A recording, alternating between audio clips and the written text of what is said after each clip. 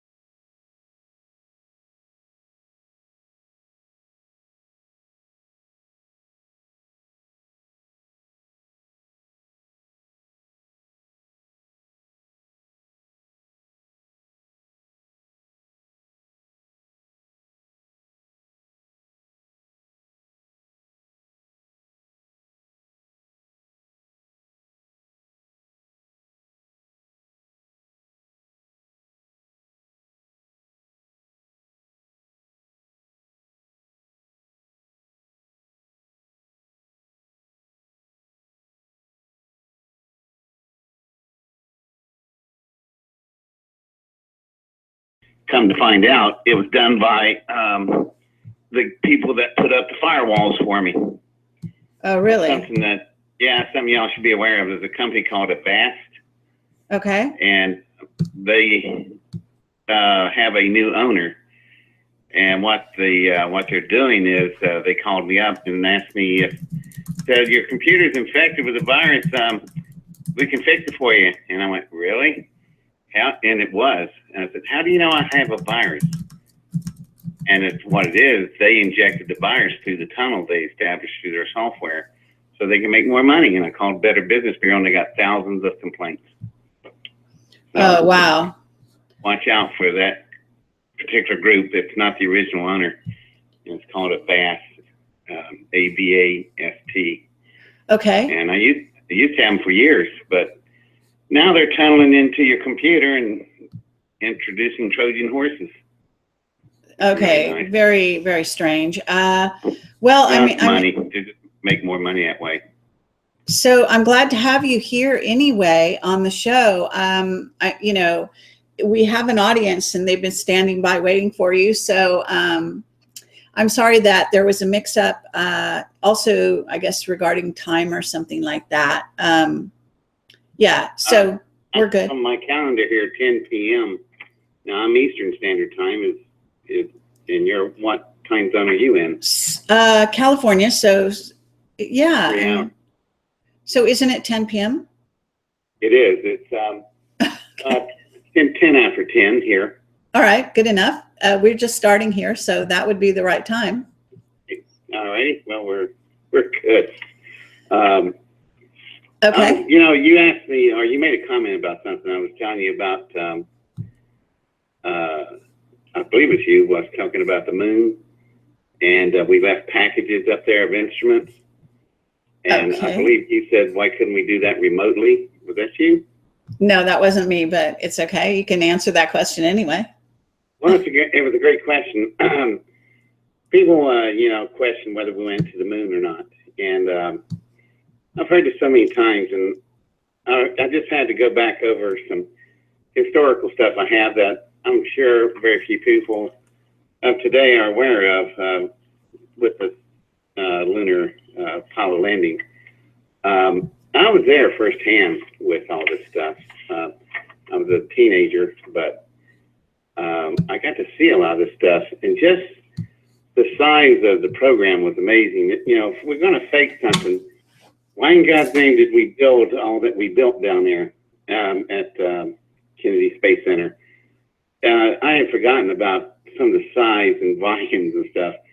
The vehicle assembly building where we would assemble the Apollo moon rocket in, that thing is so big in volume, you could take 5 United Nations buildings, roll them up, put them inside that building, and be 100 feet away from the walls. That's how much volume it is. You just can't imagine the size of everything that we dealt with down there, how big it was. The building itself was so big that there was an 8-acre roof. That's huge. It was so tall at 512 feet that if we didn't have special air conditioning system, clouds would form in the top of the building and rain inside. Right. That's awesome. It's just amazing. And then you get into the size of the vehicles and the weights and everything. People are interested in me because I seem to know a little bit about rockets. Well, let me tell you something about these rocket engines, the Saturn F1 engine. They're fuel pumps. I stood there and watched them work. Now, you wouldn't think fuel pumps would be very interesting. Well, these fuel pumps are moving kerosene and liquid oxygen at a rate of 5,000 gallons per second. Now, a gallon weighs 9 pounds. That's 45,000 pounds of fuel you're sucking in per second. And to give you an idea, they would burn for 2 minutes on the first stage. In those 2 minutes, we would consume 54 railroad tank cars of fuel. Can you imagine that? That's incredible. Yeah. And we're burning up over 2,100 tons of propellant. People just can't get your head around something so vast. And these things did all that. I stood right there and watched them check out in test stands and then in Alabama, and then went to the Cape and it launched. And it's just really amazing to think we didn't do any of this stuff. And I stood right there and watched all this stuff being built. The transporter that you saw transporting the the space shuttle. Well, it was originally built to transport the Saturn V. When the Saturn V was fully loaded, it weighed 6 million pounds. And it sat on top of the transporter, and with the umbilical tower, the weight of the tower and the rocket and the transporter, that's a 12 million pound load that you're moving at a rate of 1 mile per hour for 3 miles down to the causeway to the pad. And just to give you an idea of the tracks on the transporter, the nut and bolt that holds the track on, the bolt weighs 150 pounds and the nuts weigh 75 pounds.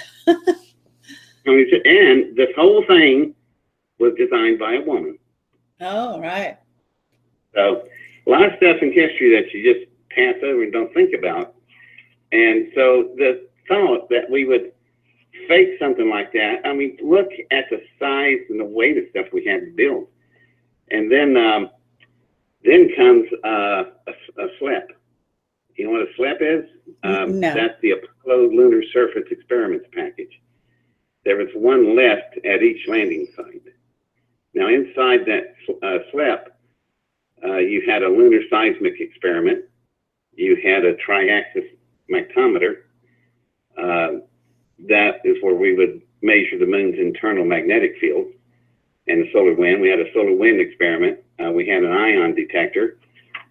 And we had a lunar heat flow measurement. That was really interesting. The instrument measures the outflow of heat from the moon's interior. We have a low energy solar wind experiment, and we had a active lunar seismic experiment. Well, David, yeah. I just want to ask you though, because, you know, I have this witness, William Tompkins, who claims he was actually in an sort of an underground location in California, listening live to them, you know, landing on the moon and the whole thing.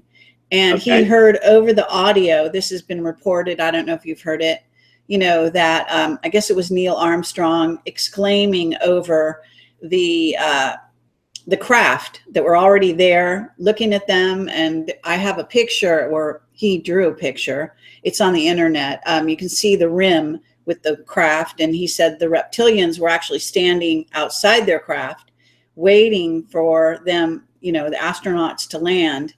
And so I'm just wondering if you heard that story. And William Tompkins, who's an, you know, a disclosure witness out there that I interviewed, is talking about this. So have you ever heard that? I've heard of it, yeah. And it's, well, maybe you would like to hear this then. All right. I always try to avoid this in conversation because it just becomes awkward. But this would be a good time to bring it up. I always take the question at dinner when they start going around the room and asking, where were you when Neil walked on the moon? And almost everybody's called flashbulb memory. You know where you were when you saw those first images of them walking on the moon. Well, they get to me and I have a choice, either A, lie, or B, tell the truth. Now, lie would be, I was sitting at home watching it on TV. The truth is a little bit more stranger. The truth is, when Neil was walking on the moon, I was leaning back on the knees of Viola Armstrong, that's Neil's mother. I'm leaning against her in Wapakoneta, Ohio, at their home with their Neil's dad, Stephen Armstrong. All the original 7 Mercury astronauts on the floor in front of me, and they're watching it. And we were just barraged by an ocean of reporters and such. Viola Armstrong and I, we were really, really close. She was like my surrogate mother. And when Neil was sleeping on the moon that night, I was sleeping in Neil's childhood bed. Right. And you can imagine. I mean, you know, a lot of actually, I'm sorry to interrupt you, but we did go over that in my last interview with you. Now, this interview, and I love that story, so it's no worries but telling it again. But what I want to asked Neil about that incident, and Neil was just, he always had this really nice smile. He just smiled at me, and he said, there's a lot of stories that you're going to be hearing in the future about a lot of this stuff. And he goes, I a lot of it's classified, and I'll just keep you out of it, David. I just won't tell you. So something, I've known him long enough. That's the point I bring all of that up. I knew these people. You know, I knew Neil, and I could tell something was up, but he's holding something back. What it was, I have no idea. But do you know, this is some pertinent information. Do you know why he was picked to be the first man on the moon instead of Buzz Aldrin? This is interesting. Did you know Neil's mental profile showed that he was a hermit in nature? When he came back from the moon, where did he go? He just kind of dropped out of, after a few, you know, made his rounds and tours and stuff. After that, he just kind of dropped out of public view. That is in his nature to do so. And they didn't want one human being carrying the largest title around of the century, that is first man on the moon. So they knew that he would just kind of recluse away, and he did, and he became a professor in Lebanon, Ohio at the University of Cincinnati. And that's where he stayed for a long time, but he would occasionally go out to South Dakota and worked with his brother who had oil well rigs and some of the other things he did. But he was pretty much out of the public view of things. That's what NASA wanted. They did not want him seeking publicity, and he really didn't. He just kind of disappeared, if y'all noticed that. Now, Buzz Aldrin was just the opposite. He really was going after it. But that's why he ends up the second man on the moon. He wouldn't carry that title. And when Neil died, do you remember what they did with his body? No. He had them cremate the ashes, and they were scattered and at sea. And so he didn't even want a memorial to him. So there's really no grave site that you can go to see the first man on the moon. And that was in his nature to be that way, and that's exactly what NASA wanted. Oh, that's very interesting. You know, what I wanted, you know, I just want to say, David, that remember you just went and presented your stuff over at the UFO con that was here in California, right? Correct. And so last time I had you on my show, a lot of our conversation had to sort of skirt around the real story of what happened to you. And so tonight I want you to tell that story all about, you know, from the beginning, because you have a great, you really are great in terms of telling the story because you remember all the details. So can you talk about how you were, I guess, you built this rocket and then you were, I don't know, you say taken against your will is how you, I've heard you word it. Yeah, that's exactly right. So can you talk about that and go all the way to where you climb on the craft and the whole 9 yards? I can do that. Thank you. Now people ask, well, how can he do that? You know, it must be a national security oath. Well, that's where Strong Thurman said to me once, I was the worst loose cannon on the deck. What he meant by that was that at the time all this was occurring, I was 15, 16, and 17 years old. You cannot sign a minor under a national security oath. It's against the Constitution. So I can tell you what happened. Just as simple. Now, after high school graduation, I was taken to the military, and that was a second kidnapping, actually. And the first time I was abducted, I went to Area 51 for 1 day, about a 12 or 14-hour day, and never worked there like other people have claimed. I just there 1 day. So, you know, people are just puzzled why are you not a UFO researcher? Why aren't you after this? Now, it was 1 day out of my life. Like I'm going to spend my whole life and build it around 1 day event. I don't think so. I had a whole life going for me in corporate America, which is where I went with science. But in that 1 day, we did do a lot, and it's how I got there is the story. See, people think that I was building a fusion containment rocket engine. Actually, that's technically correct, but overall, fundamentally, that's not correct. That's not what I was doing. I'm working on a power plant. I'm looking for an electromagnetic fusion containment nuclear power plant. That's what I'm building. But the only way to test the fields that could have to hold the force of a nuclear chain reaction, the electromagnetic fields, the only thing I could really come up with on a way to test the fields, I needed a medium to test it in. So the only thing I could come up with is a rocket engine. If you build an electromagnetic fusion containment rocket engine, you still have to have the same containment field that you'd have in a nuclear power plant. And the easiest thing available to me at the time was just that, a rocket engine. And I had been working on rockets for quite a few years before I even started that part of the process. So let's back up. It's the story. If I bounce around, I end up sounding like Pulp Fiction, where you're out of the timeline and you wish you could just re-edit it and put everything in chronological order. Well, one person did that. That was Art Bell in 1997. And it took Art from 11 p.m. to 6 a.m. in the morning. It took him 7 hours to get my story out. And he rearranged his program while it was going on. And he said, I'm canceling everything else. I'm just staying with this story. And the thing that Art noticed that it flowed in a chronological order, and events that happened layered upon each other, causing the next set of events to happen, and they're all connected. And Art was very cool about it. And there was critics coming online, and Art had a simple reply to him. He said, I want to tell y'all something. If somebody's going to lie like this, they wouldn't make a 7-hour lie with us of characters that we can check on, hundreds of details that all connect the dots together. I mean, you would do something that's very simple, so when you repeat it, you don't make an error. He said, nobody can make up something like this. And he's quite right.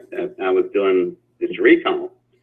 So the story that Art Bell got in 1997, that's what happened. And let's see where we start. We're not going to get it all done, but I can highlight a lot of it along the way. And a lot of people have a tendency to want to jump straight into Area 51. And I went, yeah, I can understand that, for the sake of time. But the problem is your credibility gets stretched out to the limit, because you've got to verify how it is that what happened that got you there. You can't just say, oh, yeah, man, I love listening to Montravani music as I was flying to Venus on a UFO. That just doesn't make sense. Now, if you had an existing story with all of the details that led up to that point, then you got something. But so with me, it started, I did one lecture one time, and I started off, and I was in an all-black church. There was in Atlanta. That I was invited there by a really, really good friend of mine named Carl McNair. His brother was Ron McNair, the black astronaut that died on Challenger. Wow. But I had to address this audience, and I started out, I was born a poor black child. And finally somebody, the soprano singer behind me, she got it and busted out laughing, and everybody else laughed. And I was quoting from the movie The Jerk, Steve Martin. But the thing is, I was born very poor. I was born to a coal miner. I was born in number 10 Pocahontas coal fields in Welch, West Virginia. Now, 3 miles from where I was born is a place called Coalwood, West Virginia. And there was a guy born there. His name was Homer Hickman. And they did a movie about him. He built rockets too, and they called it October Sky. Oh, right. Okay. Yeah. Well, Homer and I often laughed about that when it came to us, and we said we both were born 3 miles from each other, looking at our lives, and we both come to the conclusion there must have been something in the water. Right. But anyway, Homer was actually 12 years older than me, and he couldn't play football for squat, so he got his scholarship out there. I went a different route. But where I really started everything was in the library in Welch, West Virginia. I'm 7 years old, and I'm over in the corner where all the science books are. And the pretty elderly librarian, she saw me over there, and she came over and she goes, "I see you sitting here for hours every day. You're reading these books." I said, "Yeah, there's no pictures in them, so I got to be reading them." And she said, "Really?" So she picks up one of these books and just off the shelf at random. And she said, "Okay, this book here, it's a quantum theory on a singularity. Tell me what that is."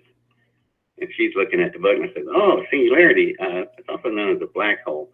It's what happens when you have a star that's moving through a collapse, and it will move into a neutron star, and they'll go beyond that, condense itself down until it becomes a singularity, which is about the most powerful thing there ever is. And they call it a black hole because it sucks up even light. X-rays can't escape it, not even light. So wherever one of these flat stars moves through space, you suddenly lose all the starlight from the other stars as it passes between you and the other stars. So it's a black hole in space, and that's how it got its name." She goes, "You really do read this stuff?" I said, "Yeah, I do." She goes, "Well, how many of these books have you read?" And I said, "There was probably about 400 or 500 of them, I guess." I said, "All of them?" And she goes, "You've read all of these books. Why are you reading them now?" "I'm going through, I'm correcting the mistakes." And she kind of had a seat on that one. And she said, "Would you like to get other books in this area?" I said, "Yeah, but look where we're at. We're in the middle of a Pocahontas coalfield. I don't think I'm going to find them." She said, "Well, if you don't tell anyone, because I'll get in trouble with use of resources, I'll order any book you want." So I wrote out this grocery list, and by golly, she ordered them all. And I got to read hundreds of books because of her. And that really helped because I was able to start compiling my own thoughts and everything. And you got to remember, this is back there. This is 1961. So in 1961, I was consuming everything there was in those areas, and it really did help quite a bit. And there's no such thing as internet or faxes or pages or modems or any of that stuff. Nothing like that existed. And our internet would be an encyclopedia set. So I just had to hard read stuff to gather up what I could, but it was enough to where it allowed me to start my own rocketry research. And everybody thought I was just building rockets for competition or to learn about them, such as a good job that Homer did with himself with them. I was a little bit beyond that. I wasn't building them to learn from them. I was building them to work out theorems and see if my theorems are correct on the hypothesis that I had of theories that applied to fusion containment. Now, I'm only 7 years old at this time. So I was really lectured to by the librarian not to tell anybody what I'm doing and what I'm reading, because I don't think she wanted any feedback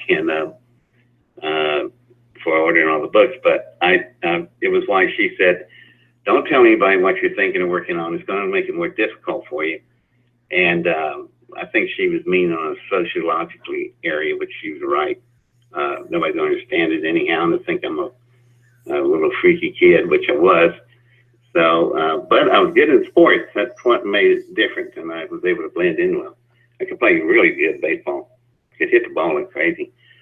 But anyway, once I got enough there, then chain of events start occurring. That just starts correcting everything. And it's just really amazing stuff. Well, I want to stop you right there, David. I want to ask you if, because later on, you have told me this story offline, and it was fascinating to listen to, and I want you to continue. But I want to know right now, if you look back when you were a kid, did you feel you were in contact with something unseen or being guided when you say a series of events happened? Was because later on you sort of intimated to me, it seemed that maybe that the craft or the beings that built the craft might have been in touch with you. So, and that you even might be in touch with them now. So would you look back on your life and say that there was something guiding you there? Excellent question. There was something going on that I knew that we just could not pigeonhole it. We cannot put it in a box. We can't put a name or label on it. It wouldn't fit logically within our reasons of deduction and conclusions. And that it's something beyond our understanding. I've always felt something was out there pulling strings. And did you think you were unusual? Because, you know, it appears the librarian thought you were unusual. Were you at that young age, and I don't know how old you were exactly at that age, but maybe you can tell us, but, you know, were you aware that you were unusually intelligent? Oh, yeah. Even earlier, my mother even told me so. I was 2 years old. Actually, I was 1.5, and just learned to walk. Was walking, and a toy of mine got away from me, and it got in between the wall and the refrigerator. So I was standing there looking at it, and my mother's watching me. She didn't do anything. So I'm looking at her, and I guess she wasn't going to do anything, so I got to figure something out here. So I'm looking around the kitchen. I go over and grab this broom, and I reach in back to the back of the refrigerator, and I pull the toy out. And then I pick up the toy and take off. And my mother's standing there, and she tells my dad, he's not even 1.5 years old. He's already deducted out what tool he needed, went and got his toy and took off. And she said, my dad's name was Fred. She goes, Fred, there's something not right about that child. We're going to keep.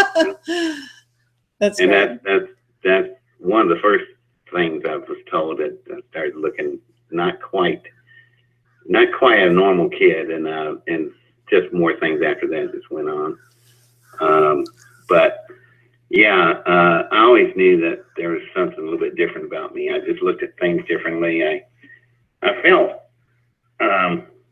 old at times, and I just seemed to, even when I played with other kids, like they're going to do something to get in trouble, I can see it coming, and I'll tell them we don't want to do that. Adults are going to get mad at us. And they thought I was just stuffy, or, not wanting to do wild things. And I said, no, I just understood. I guess I just had a more mature attitude on things. So I told me, you really don't want to do that. You're going to get in trouble. But that's coming from a guy that not allowed to play with matches, and my first rocket took off and incinerated the yard the size of a football field. And my rocket left at probably reached top speed about 12,000 miles an hour, and went about 51,000 feet up, a little bit more than 10 miles. How old were you then? And see, that was the first serious liquid fuel called a cryogenic engine that I built. And let's see, I was 11 years old. Okay. So by the time you built the rocket for Area 51, or got you into Area 51, you were 17, is that right? Yeah, I started the designs on that particular engine design. I started when I was 12, and by the time I was 15, more events happened and more players get involved, and I was able to start construction. And 26.5 months later, we end up with Pifflin. That's the name of the fusion rocket that I built. And the word Pifflin came from my mother, who had a dream, a really cool dream. And she saw the name on the side of the rocket, and it said Pifflin, Pitholem. Oh. And it's a word that you cannot find in any known language base anywhere on the planet. Really? So, yeah, it's an original word. Fascinating. And, yeah, all right. Came from a dream, my mother's dream. So that's what I named it. I named it Pifflin. And Pifflin was just, it it was extraordinary in the design and power. And it really wasn't what I was really planning on building. It was just, to me, it was like I built this hammer, which I call piston. I'm going to use it to build something else much bigger, which would be the fusion power plant. So, and that's when a ton of things that happened up to this point. And, critics I get, they criticize crap, and they haven't got a clue what they're criticizing because they don't even know the story. And people like Stanton Freeman, because I've investigated. Oh, really? Well, we just spent 10 years putting my documentary together, and all the people we have in the film, which is all the people that, some of them are direct eyewitnesses, all the stuff we did. And I asked them if they heard the name Stanton Freeman, never heard of him. Investigated things, why haven't these sources heard from him? Because he never investigated. He does what he blames other people doing that he does. He calls it investigation by proclamation. Okay, well, I just heard, I was just listening to a Bill Cooper interview, and Bill Cooper said that Stanton Friedman was, recruited by Majestic back in the day to be part of a disinfo campaign to take people off track about. It could be possible. He works as a disinformation agent, but he's a nuclear. Yeah, he's got a degree in nuclear physics, and but he has never worked a single day in the lab in his life. He's never built anything. Kind of odd, isn't it? So anyway, with me, I can show you my work. It's out here in my lab. I've been doing this stuff since I was a child. I have no doubt in my mind. I have no doubt in my mind about you. But why don't you tell us? So there was a number of things that happened that led up to you building your actual final rocket. Did you have help with that rocket? Oh my God, yeah. There's no way I could have. Some of the criticism from Freeman, he's absolutely right. There's no, I couldn't build something like that, in a weld shop at the local corner. He's absolutely right. There was just this. That's where Art Bell picked up on. He said, "My God, the name of all the people that's involved." I said, "Well, yeah, it first started out of all things my mother. She was an LPN, that's a licensed practical nurse, and this was back in 1964. And something happened in Mount Vernon, Ohio, that's really significant. They built one of the first in the state, a cardio intensive care unit. Now today that's common as dirt, but back in 1964, man, this is cutting edge stuff. And for us to get a coronary care unit like that was a really big item. And my mother started off as a candy striper, to volunteer in a hospital. She worked up to a nurse's aide. Then she went on to college and became an LPN. So they put her in charge of that coronary care unit at the graveyard shift from 11 at night to 7 in the morning. She loved that shift. And she's in charge of it. Well, what does this have to do with your story? A lot. What it's set up the next set of dots that's going to connect. She's sitting there every night, and she has a patient there, and his name is Irvin, and Irvin is about 93, and his wife Arizona was there. She's about 91, and Irvin is just mean as a snake, and he knocked out one of her nurses, one of mother's nurses, with a cane. She grabbed a cane and went back in there and broke the cane right next to the bed rail next to him. He said, "You hit one of my girls again, I will beat you to death." And so he behaved after that. Wow. Well, why is that important? Well, Irving and Arizona have a son named Curtis, and their last name is LeMay. These are the parents of 4-star General Curtis LeMay, Chief of the Joint Chiefs. Right. All right. Enough power for you?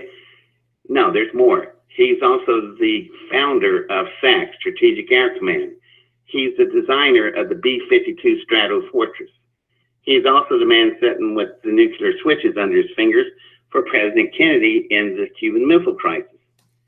Well, I know something about him that I don't know if you know, that Mark Richards says. Mark Richards says that Curtis LeMay is the one who's responsible for us having a base on the moon when the aliens, didn't want us to. He said Curtis LeMay wouldn't take no for an answer.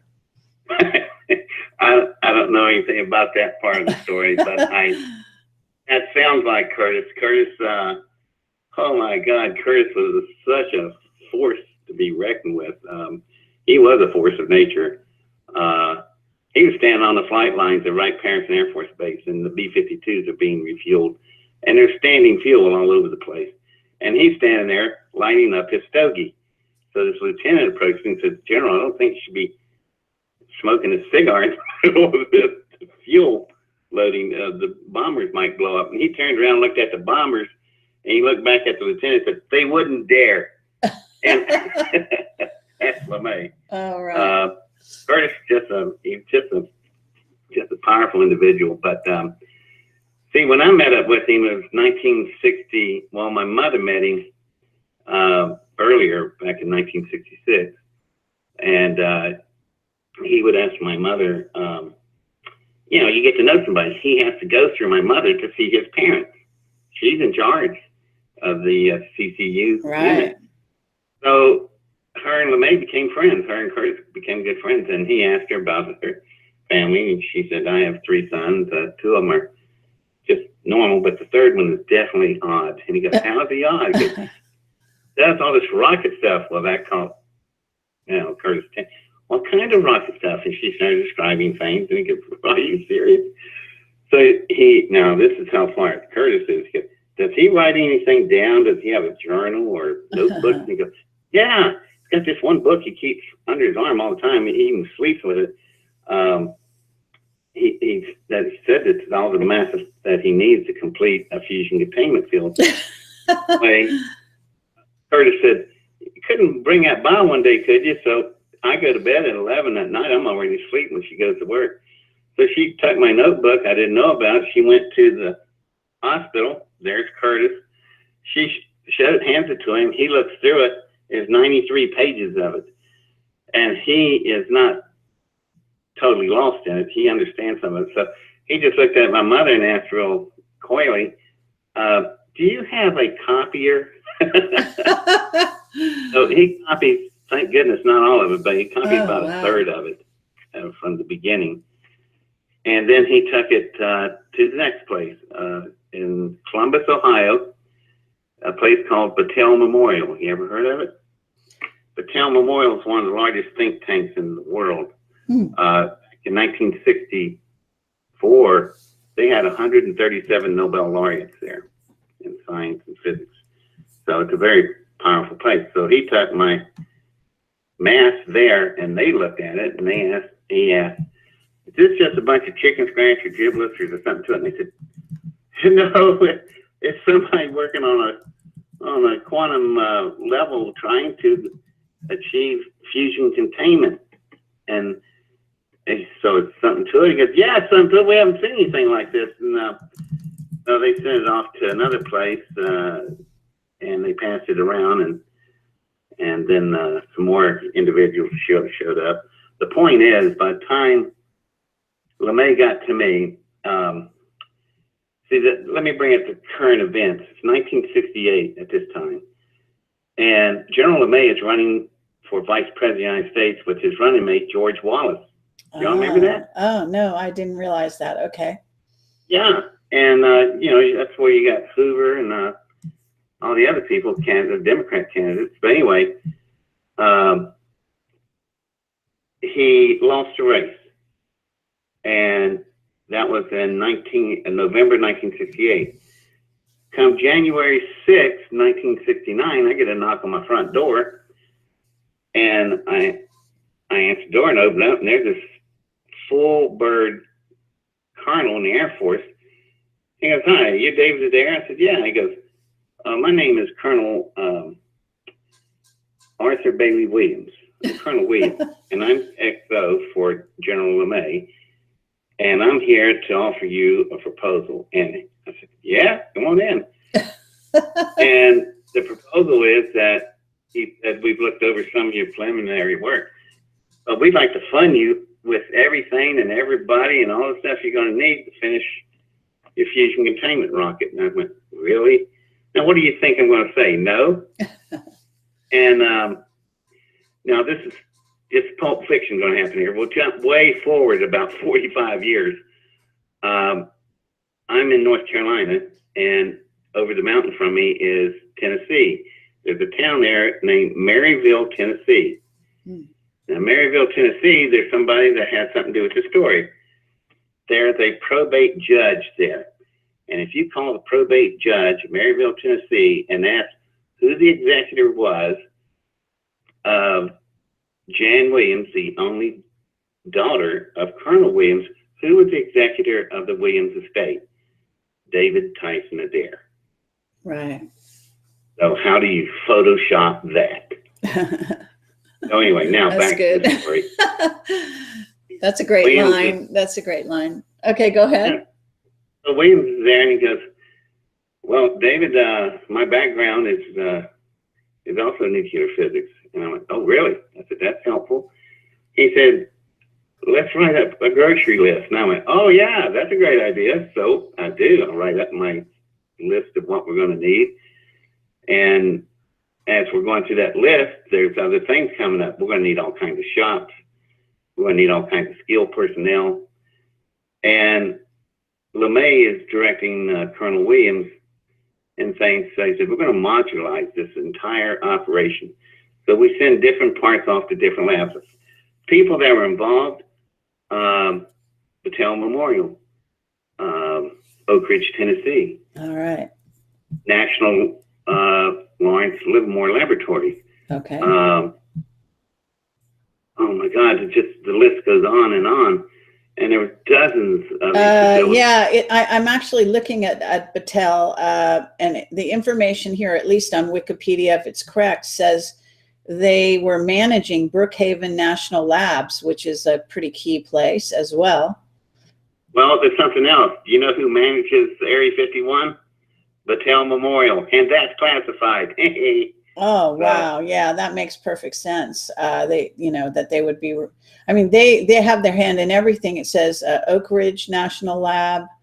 I can tell you that Lawrence Livermore, our Henry Deacon, one of our witnesses, I think I'm at liberty to say he worked there. So yeah, big time. Yeah, very, very interesting. So in other words, he farmed this out. There, all these different agencies, all these different groups. I would give specifics on machining certain items, but no one had an idea what their parts were doing. Some of them figured out it was propulsion. Others were trying to figure out something nuclear. And just their own curiosity, were trying to figure out what to just go to, and they would get no answers. Just build it to the precise, to the spec that we provide you. And then all the parts would come back, and then that's when I start assembly.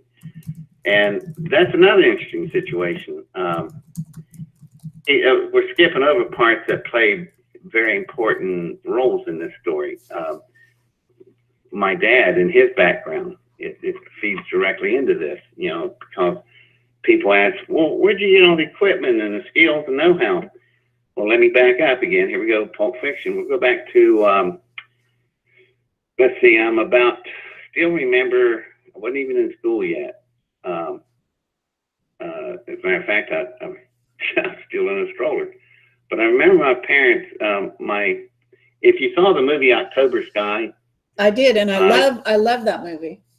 Okay, well, you know, Homer's dad was standing there explaining situations to an old gentleman in a black suit, and he was the mine superintendent, and he was trying to explain to him why he needed time off to machine this thing for Homer. That superintendent is my mother's dad. He's my grandfather. That's how tight we are in the story. Right. Yeah. So my grandfather, my mother's dad, didn't want my dad working in the mines because his grandchildren might end up having no father. So he wanted to get my dad out of there. My dad was just extraordinarily gifted in mechanics, but he never got past 5th grade because his parents pulled him out and made him work in a coal mine to make money. So he got a garage. My grandfather got him a garage, and it was really very successful in the first week.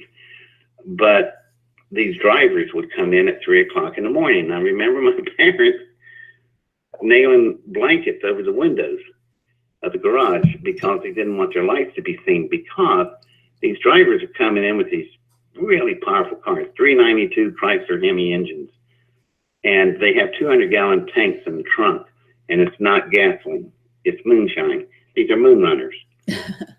And Dad could tune their cars up till they were just like missiles. And it's very hard for the revenuers to catch them on the roads. And they didn't want to, they're looking for garages lit up at night, tuning these powerful cars up. And if you didn't know this, half of the drivers of NASCAR were moon runners.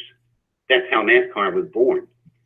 That's very cool. You know, this has got to be a movie. Tell me you had some luck with Hollywood and this is going to be a movie.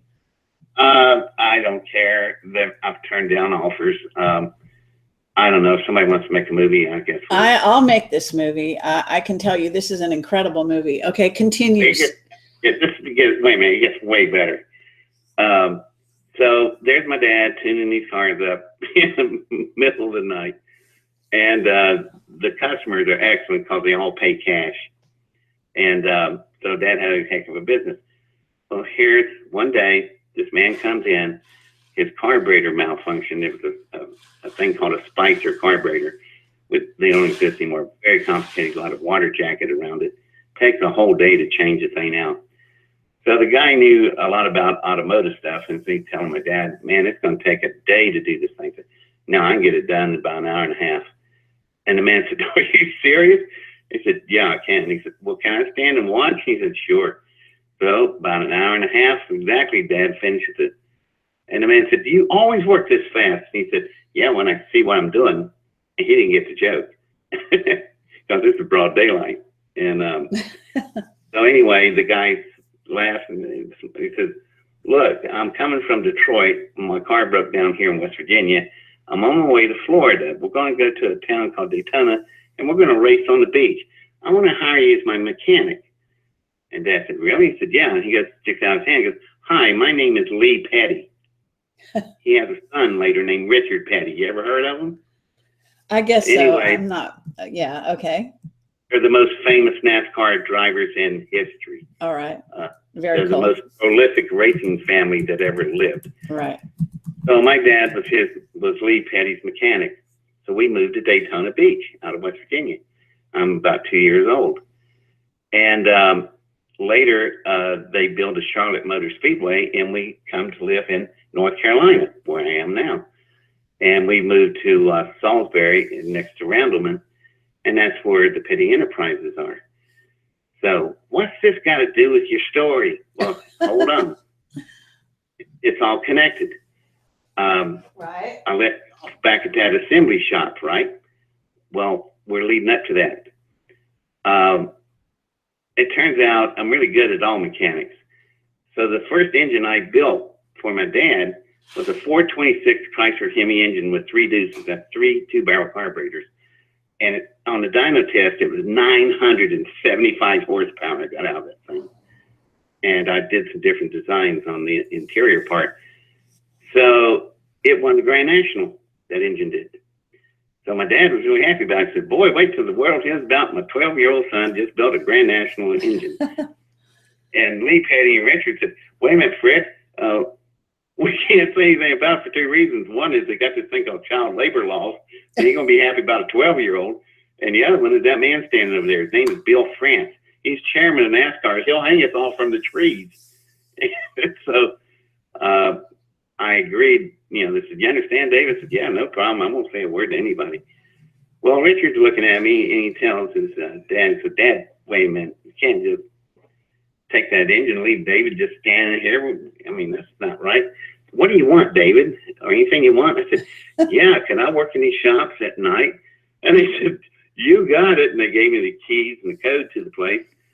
And they said, if you don't find anything you need, you just write it down and we'll order it.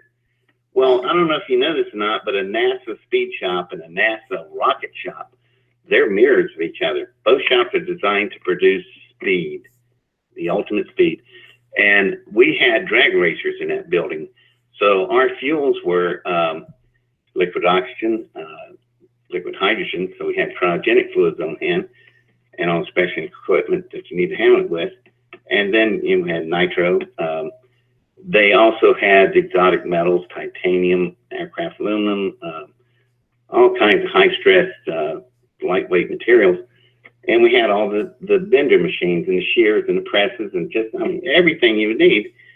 And so from that shop, I built my first rocket. And Excellent. It was a cryogenic liquid fuel rocket engine. And that's how they would build something like that. I had a state-of-the-art NASCAR shop to work with. So you were doing that before Curtis LeMay showed up at your door. Is that correct? That is correct. So I had all that built up. All right. On. My dad retired. He got injured. So he retired. But all that equipment of his came with it. So when we bought a house in Ohio, there was a house, and then on the far end of the property, what used to be a dealership garage. Imagine how big those are. And all of Dad's equipment was in there. And that's when I started building my rockets. I could really go to town. But then when LeMay showed up, everything went to steroids because he brought in a lot of Air Force personnel. And we reconstructed that entire garage into a state-of-the-art rocket assembly building. And Piston was that big as far as rockets go, but I had everything I needed. And the first thing they did was they boarded up all the windows so you couldn't see in. They built this fake wall that covered the entrance port where we pull the rockets in and out. And the entire shop was hidden from view. And we had in the showroom was my museum of all these models and rockets had up front. And nobody had a clue what the hell was going on behind that fake wall. So that's how we did operations. And so, okay, now, but when you started building this rocket, this is your final rocket, is the one that actually ends up at, I forget, was it White Sands? Is that where it ended up? That's right. Okay, so what happened was, how long did it take? I was just curious how long it took from the day he showed up at your door and then got things going for you to actually build this then? 26.5 months. Oh, all right. Yeah. Wow. And that's a long time. That's 2.5 years. And it was just amazing, all the stuff that went on. Well, that still might beat NASA and maybe Elon Musk. I beat everything. I beat everybody on the planet. I didn't beat them just by a few months. I beat them by 45 years. Right. Because I achieved fusion containment. It didn't last very long. I was able to sustain 4.5 seconds of a field. Now that might not sound like much, but it's enough to work with a controlled detonation process. And just to speak up for myself, I guess, NASA has spent $14 billion and at 0.00786.54 of 1 second. I'm at 4.5 seconds. That's an eternity. And so I got there in 1971, and they're still back at that percentage at 2017. So I think I was ahead a little bit. Okay, yeah. Well, the NASA being broken off from the secret space program, still trying to reinvent the wheel. Okay, fair enough. So that's so amazing. That just I can't say there's an alternative space program. I haven't seen it. I haven't touched it. I haven't met anybody work there. Well, wait. If you went into Area 51, you sure as hell did at that time. Isn't that an interesting take? And you're grounded in that way. And then you're right. Coming from me, that's a real odd thing to be saying. But you got to remember, I only saw very precise things that only dealt with me and what I was working on. Although I did see some strange other things down there, but You, I didn't you have, did, and I want to get to that part of the story because, you know, we don't have all night. I'm going to stay with you as long as it takes, though. Let me say that. So now at this point, let's just bring the story. So you're at the point where you're actually building your rocket, right? Yeah, but what we've done now is we've ran it through all of the different mechanical phases, and I wasn't alone. I had mathematicians helping me. I couldn't do all of it by myself, it's just too much. But I was the only one that knew how all the final assembly goes together. So that still kept me in charge. But LeMay and actually Colonel Williams, they were the faces and eyes and ears, voices of the project. They kept me buried away because of a very simple reason. Who's going to want to work with a teenager? And this is 1966, 67, 68. Do you know what? Remember how, you might not even be old enough to remember this, but they talked very condescendingly to teenagers, not like today. I mean, they were really down on you back then. So we decided to be a very wise thing not to let anybody know I was really the guy that's putting it all together. And for better lack of terms, it's my brainchild. It's what I came up with. So they were smart. He was very smart. I mean, LeMay was just a very shrewd, clever man. So anyway, he's running this operation, and then other people get involved. Congressman John Ashbrook, that's the local congressman. He's now involved in this thing. And now, is he still alive or not? No, he died. He was killed. He was poisoned to death by Dr. Rudolph. That's the other character. That's another character who gets involved in okay, the story. so what was his name? Was Congressman what? John Ashbrook. He ran for president of the United States in 1972. And he was poisoned by this guy Rudolph, huh? Yep. They won't admit that. Boy, the family members are still pissed off about that. Right. We have them on the biography that we're making. We have them on camera. And the relatives, family of John Ashbrook, is so mad about the situation. He got sick, and I mean, he got sick really fast. And this is an Ohio farm boy. They don't get sick, but he got sick in the stomach, and he died so fast. Okay. They didn't have time to sanitize his congressional records, and that brings another big point up in the story. Cindy Pruitt, who is the producer Human Race Productions in Agora Hills, California. She is making the biography on me, and so she takes the camera crew and she asked me, where do we go first?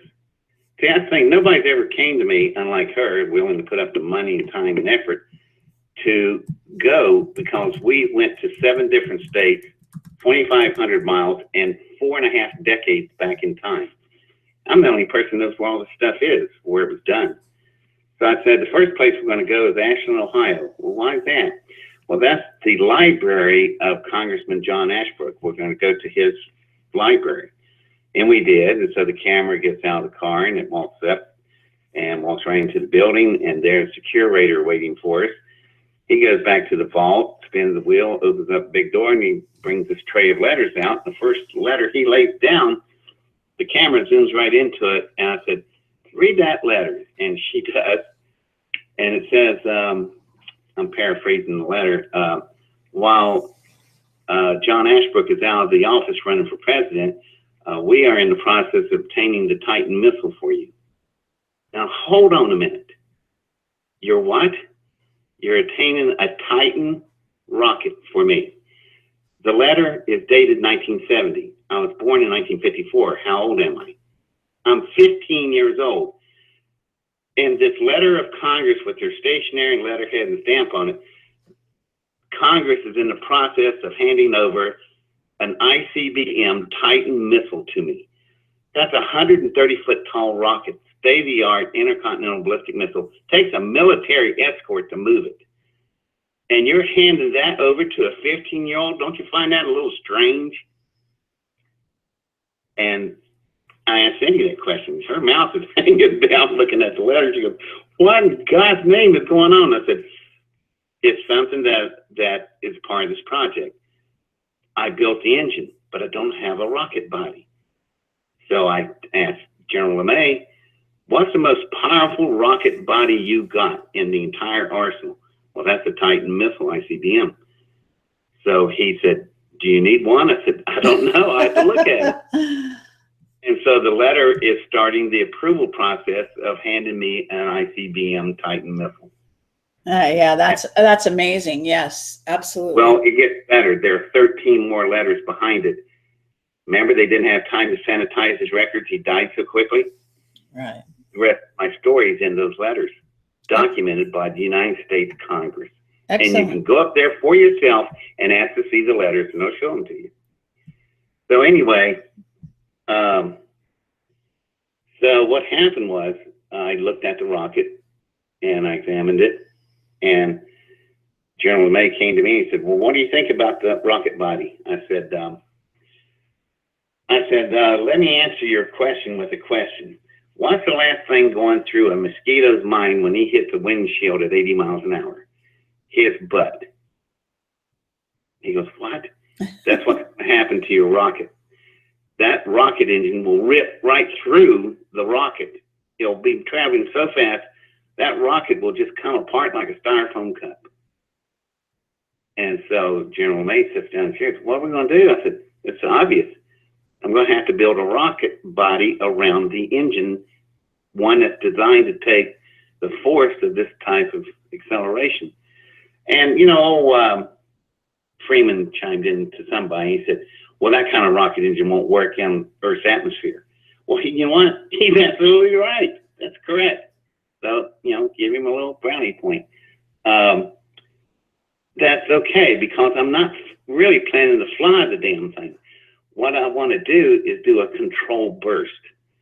Now, controlled burst, if I can get the thing to hold together, will tell me if my fields are sustained. And it's very simple how you know that. How do you know your field sustained? Very simple. Me and Colonel Williams and Rudolph and everybody else at White Sands are not going to be shadows on the wall, because we'll be staring at a thermonuclear blast only a mile away. So if it holds together, the rocket will launch and we'll still be there. And that led to another whole scene that was just crazy. Like, wow. Anyway, that's what all that was about with the ICBM and letters of Congress. And once again, there's the letters of Congress in the Congressional Library. And do you know what the job was of Congressman Ashbrook? He was head of internal security of Congress. He was the chairman. Can you imagine the power that guy wielded? Okay. So, how do you Photoshop that letter? I've had idiots tell me that's a Photoshop letter. Yeah, right. Right. So anyway, now we're into a whole nother task of things to do. We have got to build a body. And so I designed a rocket. It's unlike any rocket you've ever seen. The rockets that you see in the newspaper clips in my story that's all over the place, internet, YouTube, all that stuff. That is actually the rocket we drug around. I've won so many awards for that rocket engine. It was a flyable rocket. It was using standard cryogenic fluids and engines, but it was the perfect thing to drag to state fairs and the national science fairs, all this stuff. And so when they see us moving rockets around at my place, big ones like that, they wouldn't even notice pistoling. It just looked like, oh, that's David and his rockets. LeMay loved it. He said, what a perfect smoke job. My God, he said, you come up with this? I said, yeah, I just had to think we need to drag something around as a decoy, but it needs to be functional. So we had two of them. But no one's ever seen pistoling. You're about to, because an artist named Mark McCandless I have partnered up with, and his story is interesting in itself. But his understanding of aerospace and aviation in the real world is amazing. So he's going to be perfect to draw everything that I'm talking about. He'll draw my engine. He'll draw the rocket. He'll draw the alien engine. Okay, And, now I thought he was going to have some of that stuff at the conference. So you're saying that stuff wasn't done, or? no, Sam, you people have no idea how complex this is. He has spent 110 hours just working out the plasma ducts of the alien engine. Right. All right, it's not something you just whip off in a day. Oh, look what I saw! Look what I mean. You know, this is really hard work, and Right. it's lucky that I'm born with this stupid eidetic memory, and I'm just like a camera, I remember everything, and it's taken hours and hours and hours of details. And Mark asked so many questions, but he's closing in on it. We, after about 100 hours, we now have the plasma ducts are coming into view, and I'm starting to see, for the first time, it's a trip for me, for the first time in my life, outside my head, I'm starting to see images of Pisslin coming back, thanks to him. Oh, fabulous. Yeah. It's amazing. Wait till you guys see this stuff. It's Well, just, I think I should have Mark back on my show. I've had him on my show. We've interviewed. I met him in person as well. You think he'd be willing to talk about this? Is he able to? Absolutely. I told him feel free to talk all he wants. Just some things we can't talk about for proprietary reasons. All right. And that right there brings home, it's not fantasy, it's real. Because I've got patent concerns on some of the stuff. All right. But anyway, yeah, he can talk about. He's a great little narrator and just a sweet guy, just a really nice man. Yeah, he's a very nice man. Absolutely. Very nice to talk to, and that makes it even easier for me. But yeah, he's really getting a handle on this thing, and all right. So you're going around. around, and you've got a faux rocket, so to speak. That's sort of pitch hitting for you at these fairs, I guess, whatever. And meanwhile, you've got your actual rocket. So the rocket is done. What happens? Right. Okay, to move the story along, what happens next? Okay, well, we skipped thousands of details, but we only got some. Well, I'd love to hear those details. Are they going to be in your documentary? Yeah, they are. And there's another tape we're making where I will take time to explain all the details, just short of proprietary stuff. But Mark's job is very simple. I just told him, draw everything that's in my head. Can you imagine how much that is? So he's working on this. He's going to be partner for years with me to get all this done. But in the end result, every one of you out there is going to get to see all this stuff. And the way he draws, it looks like a photograph. Oh, very good. You'll see all the detail. That's why it's taking so long. It's just so detailed, not airbrushing anything. We're putting a plumbing in this thing. Mm, so anyway, just to get the story rolling, I finished assembling. I built a body for Pisslin. It's built around the engine. And when I got through with it, oh my God, you're to see this rocket. It's like nothing you've ever, it does not look like a rocket that you know. It looks like something, I mean, it looked like it would leave Star Trek in the dust, and it would. Really? So it's so fast. But anyway, we get it assembled, we get it put together. We put it in what was that?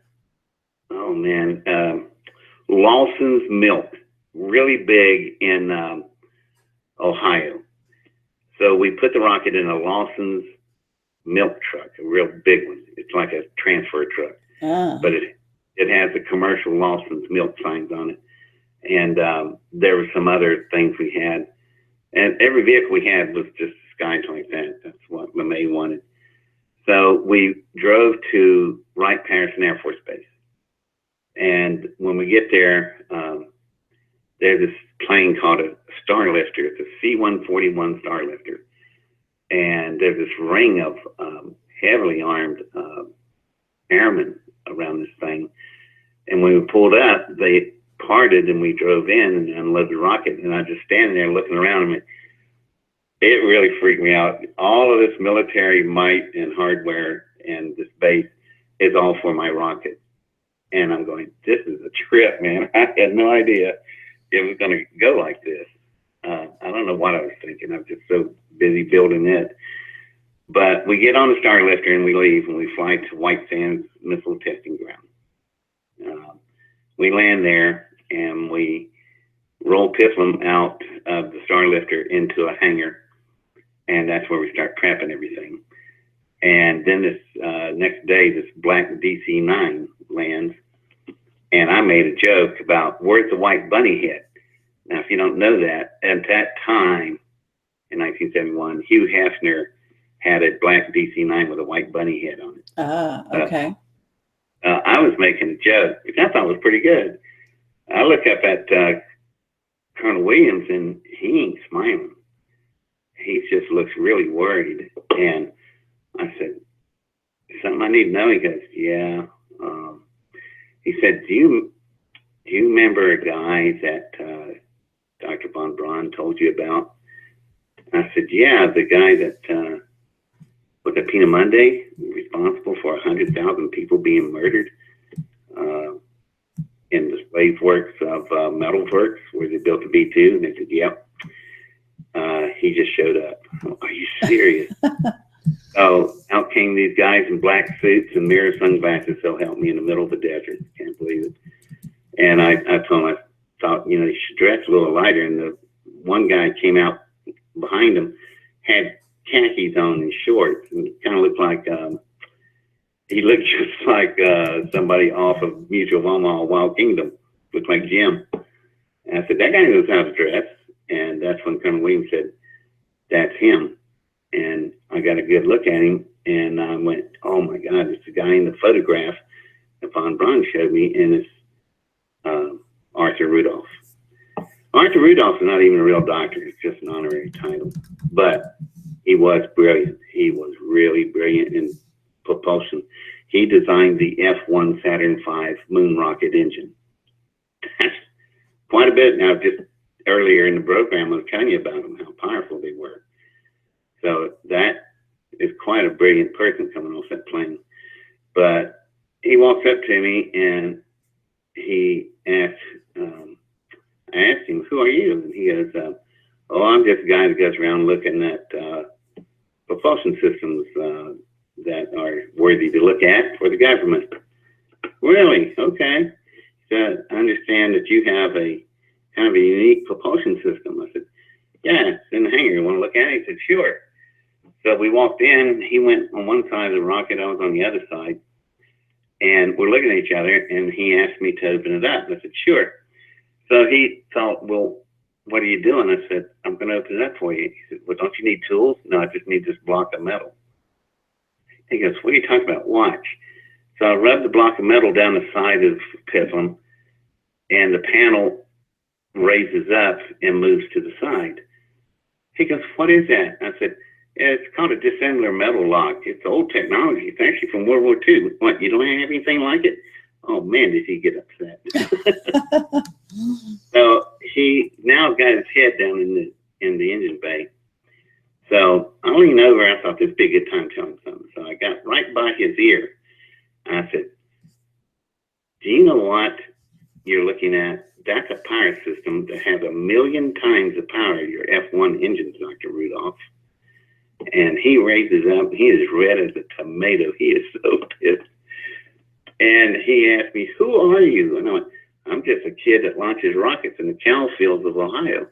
And so it went downhill from there. But he took over instantly. He took over the project. Von Braun said he would. And even Colonel Williams said that's going to happen. And he had Colonel Williams arrested and house arrest in his quarters. You're kidding. So, yep. So he's taken over complete control. So anyway. Well, what happened to you when he did that? Well, he just looked at me and he told me, you will finish prepping the rocket. You will get it ready for launch. You will change the landing coordinates to exactly what I will give you. And he gave me different coordinates. And I said, but wait a minute. I can drop this rocket right back down on top of us. We won't even have to walk a mile or two and pick it up. You're wanting this thing to go down, I'm just guessing, 456 miles northwest of here in a place called Groom Lake. Why in God's name do you want to drop my rocket in a dry lake bed? And he said, just do it. And so I knew things were not going well. So I had to make a phone call to my parents. And Rudolph said, okay, but they're listening in on the phone. But that's okay, because my dad and I figured out something long ago. This thing might go south, and it did. So I told my dad, who always smoked a Dr. Garbo pipe, Omega pipe brand, I told him, if I call and tell you to light your pipe and enjoy the smoke and sit back and relax, I want you to go in the lab and burn everything there is. Burn all the rockets, burn all the designs, burn the papers, burn my math book, burn everything. And so I called him and tell him, light your pipe and sit back and relax. He said, are you sure? I went, yeah. So that comes back in a big way later. So anyhow, now with everything back at home burnt, the only thing left is me and Pisselman. And I knew that we were going somewhere, but I don't know where. So, and I knew Colonel Williams has been pretty much contained. And I asked Colonel Williams, have you gotten to a phone or radio or anything? Tell General LeMay what's going on? He goes, no. He said, they got me on a short leash. So I went, damn. So anyhow, we prep and we launch, and I could go into tons of details of launch. You had to see this thing to believe it. First of all, no one's ever seen the launch of an electromagnetic fusion containment rocket. Not even today. But no one has ever heard one. That was something I forgot about. I didn't think about it. The sound are just like something of another world. It's not like a rocket engine sound. But anyway, keep on moving here. The rocket goes up and it hits an altitude of about 122 miles, 662,000 feet up. And with that, I didn't need any engine power. I just glide slope. And I glided back to an area called Groom Lake, Nevada. And that's the only name I ever knew that place by. I never heard Area 51 uttered by anybody. It's 1971. So we leave to join the rocket. So we Okay. Does Williams come with you then? No, he's locked up. Oh, wow. That's really bothered me when I heard, no, he's under, he's just being detained. I said, for what? He said, well, he's not allowed to go where we're going. So he just tells me to get on board. And I'm going, why are we going to a dry lake bed? So when we get there, and this is an interesting thing. If you check all my tapes, which I'm sure that a lot of you will, you'll see I say there are twin 10,000-foot runways. But you never hear me say anything about operational and that we ever landed on those runways. They weren't done. They were chalked out, staked out strings. What we landed on was a partially finished, what I think would be a taxiway later for the big runways. And I'm looking at that, and the first thing I thought about was, why would they want to build such massive runways on a dry lake bed? It's not bedrock. You're going to have problems with your runways, but it wasn't my business. But obviously, we didn't have any trouble landing the DC-9. It just landed right on the small, I guess, taxiway, whatever. But they landed just fine. And I understand somebody told me that John Lear had a problem with me. Yeah, because I just talked to John Lear, and he said, well, he doesn't believe you because there wasn't 2 runways at that time when you were there, and so and so. He said one of them, in fact, had a big break in it or something like that, and it was still being constructed. But you right. Basically knew that. Yeah, he's right. And odd, he makes statements like that and didn't even bother asking me. Nobody asked me for details about the runway. And you know, and he knows you. He knows you, right? No, I've never met him. Oh, you never I've only- met John? I thought you guys had talked. No, I've never met him. Well, I can put you in touch with him. He's a great guy. I just did a 5.5 hour interview with him. Yeah, well, or somebody just enlightened him about the runways. Find me a tape where I said we landed on the runways. We never did. It's just, they were just mapped out, staked out, strings, chalk, that's all it was. And you could tell they were getting ready to do a lot of construction there. So it's something they were planning to do, but no. See, I'm told and asked by a lot of people, don't give details. See what happens when you don't give details? John Lear, don't believe me. That's okay. I made my point about details. We're going to set them straight, so don't worry about Well, it's that. what makes the critics shut their stupid mouths. Right. Because I've got the answers. I just don't, I'm told not to give out all the details. If you live it, you've got thousands of details in your brain. You know, That's right. God almighty. And I will say something in defense of John. If that's all the issues he's got with me, God bless him.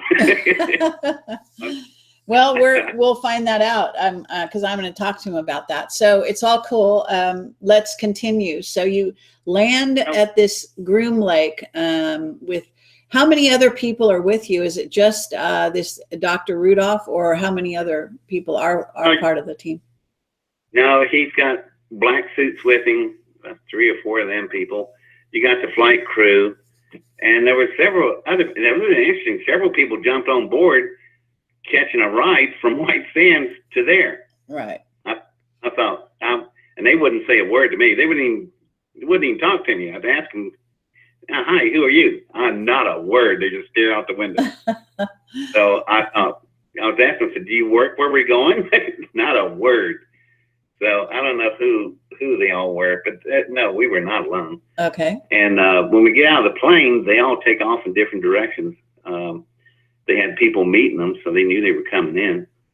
But anyway, we stopped at the center hangar. There's 3 hangars at the time. There was a water tower. There were several other offices buildings off to the right if you're facing the center hangar. And there was some interesting stuff that, here's more detail. The lights on the top of the roofs, they had louvers so the lights would shine down right where you're at, but from a distance, you'll never see those lights. They're hiding their lights, which I thought that was odd. Why would they hide their lights on these aircraft hangars? So they were worried about that for some reason. Anyway, I didn't know what this place was. Hadn't a clue. Just looked like some kind of Air Force base. A lot of construction is being planned. There was construction sites mapped out, all kinds of stuff planned. So you can tell there was a lot going on, going to happen there.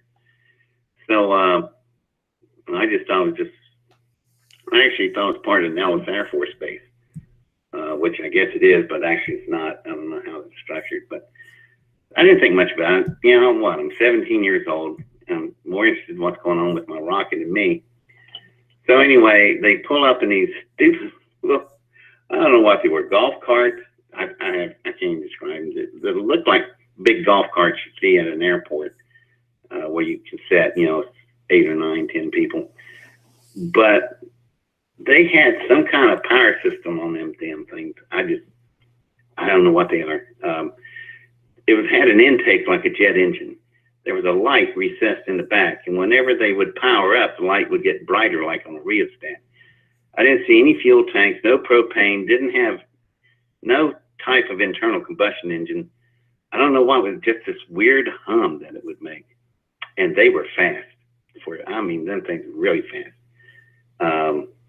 So I have no idea what that was about. And that was the beginning of the whole thing. There was so much stuff I saw there, I didn't have a clue what. They just shouldn't be there. So we go to the center hangar. We get in the golf carts. We get in the center hangar. We're just sitting there, and I'm just waiting. Okay, I'm looking around. Everybody's like they're waiting for something. So out of the floor comes these little pipes with chains hooked to each pipe. So it makes a perimeter of the hangar. And this hangar is huge. It's my God, you could put a football field in this hangar. It's really big. So Well, these chains and stuff come up out of the floor, seals off the floor area away from everybody. And they had a good reason for doing that, because then next thing, the floor just dropped out from under us. It's an elevator that big, size of a football field. Imagine what an elevator that is. It's So it's incredible. going down. The first thing that's hit me was, well, you can't have chains or cables. It's just the concrete floor alone would be too much. So what is the lifting device here? Well, we got down, dropped down about, I don't know, 20, 30 feet, and then you could see it. There are worm screws in the walls. And a worm screw is like the screw you see in a garage door opener, the big bar that just turns and turns and turns, and it raises the door up and down. Okay. Worm screws are the most heaviest load-bearing things you could possibly ever build. But the size of these worm screws were the size of sequoia trees. Wow. Gigantic. And there's like 12 of them. And I thought, man, just one of those worm screws would be enough power to lift that concrete floor. Once the other 11 for it, whatever they're picking up and down there, it must be really friggin' heavy. I mean, super heavy. So I thought, that's interesting. So we're riding down, we go down, and I'm trying to count off the feet that we're moving, and I think we go about 200 feet down. And it flushes out at the floor, and three sides of us are walls of the elevator. Then out straight out front is I don't know what you call it, a causeway. It's just a giant causeway. It has an arcing roof that looks like an arch. Goes down to about 50 feet from the ceiling, maybe 75 feet, and then the walls canter straight down so they're perpendicular to you. And I thought, wow, that's pretty neat. But here's the thing. As far as the human eye can see, I had good vision back in, you can't see the end of it. It just goes like out into infinity, but you can see a curve in the floor. It's curving with the curvature of the earth. That's how big this place is. And so I had a natural question. I asked everybody on the golf cart, I went, man, what'd you guys do with all the dirt? And they got so damn mad about that. They just did not like that question at all. And I just made it as a joke, but they were very sensitive. And every time we drive in the Southwest, that's we always joke about that, because we see these big old mounds of dirt that are just, you know, they're supposed to be mountains or natural mountains or whatever, but they're not. They're just mounds of dirt, and that's what they did with the dirt. Yeah, I asked them, but they got really mad about it, you know, and because I didn't see any dirt up above other than just normal piles of dirt moving stuff around. So I said, just looking straight ahead, you know, you got a couple of mountains somewhere, and boy, they got annoyed by that. And I think I could tell I hit a nerve on that one. So I just sat back in the seat and I stick my arm out because I noticed something else. Here's the next crazy thing. The luminosity there is absolutely perfect. It's got to be registered with the retina of the human eye. It's just perfectly illuminated everywhere. There's no bright spots, no hot spots of light. And I stick out my arm and look at the floor, and there's no shadows. So there's no light fixtures. How the hell is the place lit up? It's lit up so perfectly with no shadows. None. Anywhere. Not on anything standing on the floor, the golf cart, nothing. And I'm going, how are they doing? And there's no indirect lighting. It's just lit. I still like to know how they did that. I haven't. Over the years, the only thing I could theorize, somehow the atmosphere itself is the luminosity. You're breathing your own light. I don't know how they could do something like that. But so we go down the causeway and we're moving along at a pretty good clip. And you can see along the walls, there's shops, there's offices, there's labs, there's hangar bays, paced ever so often. And in the hangar bays, they have sliding doors, but some of the doors were open, maybe 40, 50 feet, which going by at a pretty good speed, I'm still able to make out what's going on in some of the hangar bays. And man, there was some aircraft, I don't know, spacecraft, I don't know what they were. One of them looked like a big teardrop. And the teardrop, the front of it was glass with painted off sections. So it's a cockpit window of some kind. You can see a seat in there. And the thing tapered back till where it looked like a manta ray. It's really strange. And there was a square design at the very center in the back, which I would assume that's the exhaust. And the only thing I can think of at that time, anything close like that, that might have been a pulse engine. I don't know. But anyway, Mark McCandless was listening to it, and I was describing it, and he said, I think you just saw the first generation Aurora. I went, really? Got me, bud. So anyway, and these were not models because there were power units. I'm familiar with units called NC8. And they supply electrical power to aircraft when they're being worked on. There was also air conditioning hoses. So there's somebody inside that thing working that needs, air. And well, what about UFOs? Did you see a round craft? A UFO, traditional? Nope. Didn't see anything like that. All right. There were drip pans under this thing that looked like a teardrop, and so these are operational crafts, whatever they are. Did see some I did recognize, not exactly the same way I remembered it, but anyway, do you remember the Valkyrie, the XB-70? All right. I remember. I'm not an expert at this kind of thing, but I'm going to look it up. Yeah. Hey, well, the XB-70 was sitting there, or something looked extremely close to it, but it had some other designs in the air ducts, and the exhaust area was different. Now, I know there was only two built. One of them was destroyed in a crash in the desert on test flight. The second one was shipped off to Wright Patterson Air Force Base, where it sits today. You can see it. I don't know what this thing was, but it looked same size and configuration as the Delta Wing of the 7.6 engines of an XB-70, but it looked like it had some kind of modification. So, oh yeah, that's a very beautiful plane. It's considered by aviation experts the most beautiful plane ever created. Yes. And it's an interesting story in itself. If you're not familiar with it, it can cruise at 85,000 feet at 2,000 miles an hour. We don't have anything today to touch that in altitude or speed. And it was designed in 1958. Where did they get that technology? Well, it went black is what that means. I personally know something about the Valkyrie, why it was built. You know who the original designer of the Valkyrie was? No. General Curtis LeMay. Oh, right. Cool. He designed it to replace the B-52s. He wanted the 45 of them built to replace the B-52s, and he'd have his fleet of Valkyries. Him and Robert McNamara, remember that name? Yep. That's the Secretary of Defense. They went into a huge fight over it, and eventually McNamara fired LeMay as Joint Chief and threw him out. LeMay was the one that said to to Hanoi in North Vietnam, if you don't come to the Paris peace talks and talk to us, I will bomb you back into the Stone Age. And that got him fired by Robert McNamara and started him in my direction. Jeez.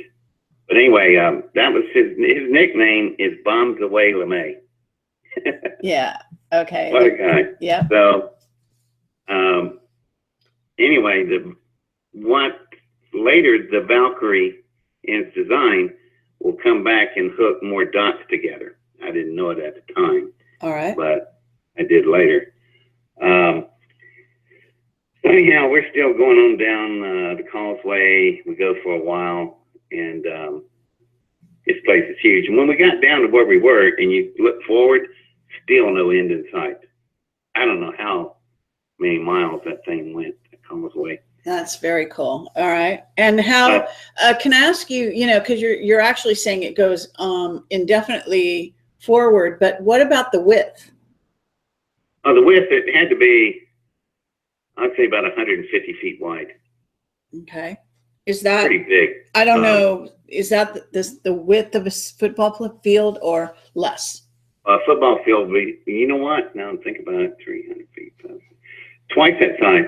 It's over 300 feet wide. You could put a football field down through there. All right. So whatever they were moving up and down through there, it was big, or it could accommodate some really big things. Okay. And you were on this small little, golf cart thing, but you said it goes really fast. How fast did it go? Well, I found out later when we were out there with Pislam how fast. We had to be doing about 60 or 70 miles an hour, not in the causeway, but when they were running away from Pislam that was about to detonate, we had to be doing about 60 or 70 miles an hour. This thing was just touching the high spots in the ground. We were flying. Okay. And how many people were on this thing when you were on it? There was me, the driver, Rudolph, 4 other personnel, which they were Air Force. Their uniforms were very strange. They didn't look like Air Force uniforms. They were some kind of uniform, but I just don't recognize any uniform like that. And the other thing that was interesting, no nameplates. As we have uniforms today, everybody has a nameplate, right? You could see the holes in the shirt where they've taken the name plate off. What about upside down triangles? No, I didn't see any emblems or logos. Okay. They were like jumpsuits, one right. zipper up front and a belt. But they. What color were they? Royal blue, really deep blue. And just the hats were strange. Well, they were beret type hats. Oh, really? In colors and uniform, and you could tell they had emblems at one time because you could see shadows of where it looks like they removed a lot of things. So these, I don't know, maybe it's just for the day for me, but they just really pretty much blanked out these uniforms so you couldn't tell what emblems or what relationships. So could you tell rank? No rank. That's the other thing. The rank pins were missing off the collars. Okay. Except for the colonel of the base. He was there, and he had his birds on his collar. But everybody else didn't have any insignias. Okay, the colonel of the base, do you know who is? No, not that time. And I'm only assuming he was a commander because he had his insignias on, and everybody was constantly that was in uniforms was constantly obeying his instructions or whatever. And he was very quiet. He didn't say much at all. Can you describe him? The reason I'm asking you is because Sean David Morton has a guy who was running that base who was in charge, and it's possible he was in attendance that day when you were there. And he joined us. He joined us when we were in the hangar, sitting there waiting for the floor to drop. That's when he showed up. Right before the floor went down, he got in, came out from the hangar area, office area, and walked out and got in the cart with Rudolph. And those two sat side by side. Okay, would Rudolph report to him or vice versa? Vice versa. Oh yeah, absolutely. You're kidding.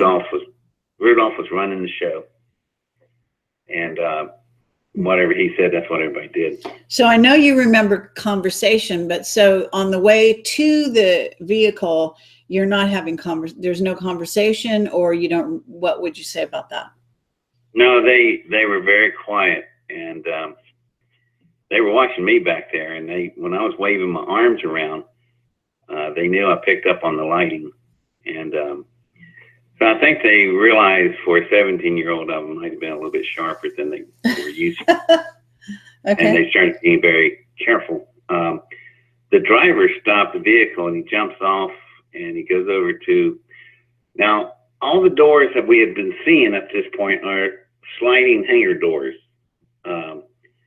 And they inner layer, like in different sections.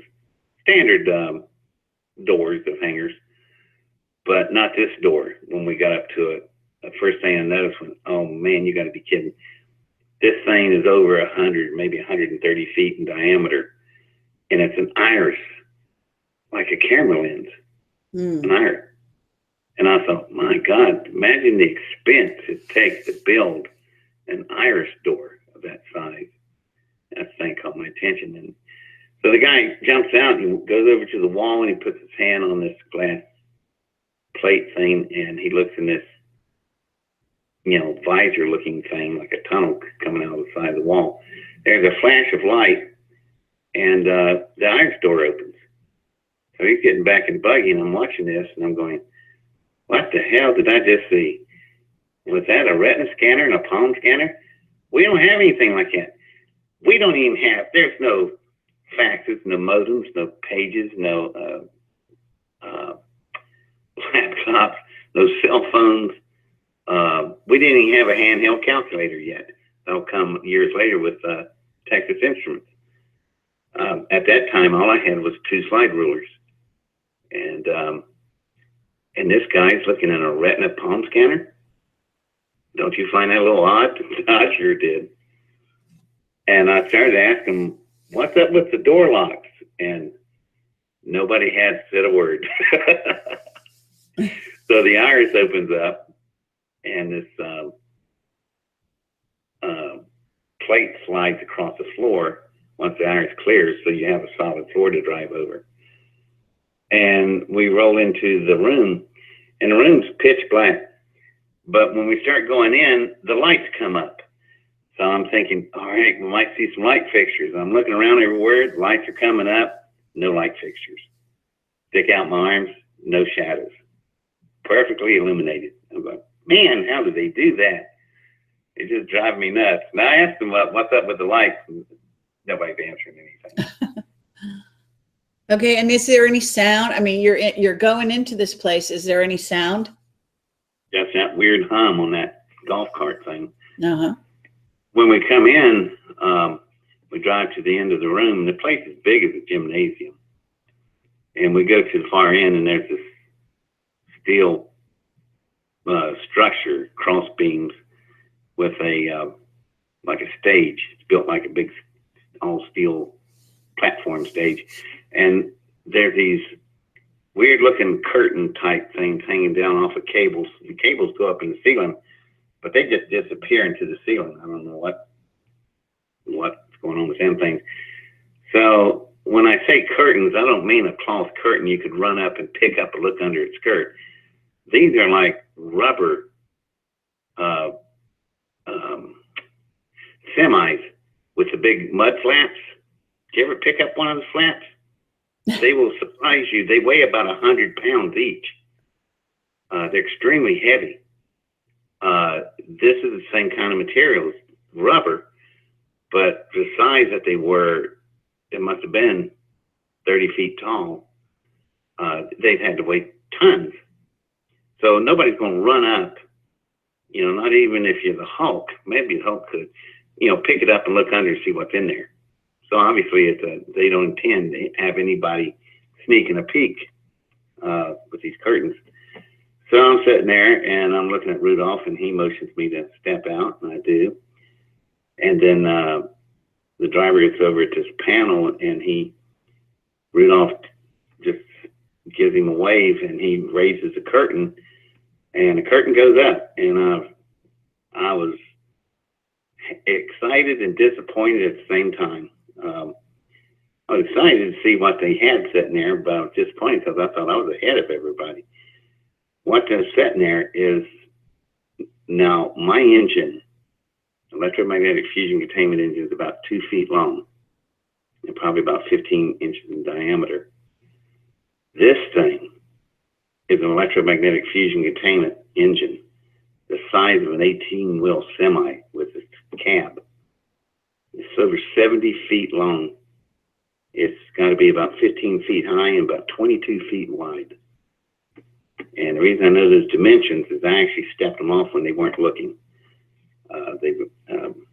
that'll come later in the story. But anyway, I was trying to Okay, get an so idea. wait 1 second, because you said he lifted the curtain. How did he lift the curtain? Well, he flipped a switch and the cables go up in the ceiling and they pull the curtain with it. All right. Okay. You know, just simple raising curtain. So I'm looking at the thing and Rudolph's looking at me and he asked me, what do you think? And I went, damn, it's sophisticated beyond my design. He goes, yeah, but you share the same power, Hart. I went, yeah, we do. I mean, wait, I want to slow you down just a minute there, because how can you look at something and know it shares the same power as yours? Oh, that's so simple. So simple. You could take a Model A, not even a Model T, you could take a Model A engine out of the Ford Model A and set it down next to a Lamborghini. And you can look at both of them and tell they both are internal combustion engines. One's just way more powerful and way more sophisticated, but they both share the same heart. They are internal combustion 4-stroke engines. And if you don't understand mechanics and everything from my point of view, for us, it's just super easy to look at. So I have the Model A in this case, and they've got the Lamborghini. Right. Both of them are electromagnetic fusion containment engines. And you can easily tell by the plasma ducting, for one thing, and the twin cyclotrons are involved. So they're going to have very similar designs, and it's just easy to tell. But there are so many different things on this one, and it's so much bigger. Some of the stuff on this thing is so big, you can stand on and walk across, where in mine it's so small, I had to use a microscope to assemble some of the stuff together. So it's kind of a really mind stretch for me to see something I built so small, and here this thing's so big you can walk down in it. It's just nuts.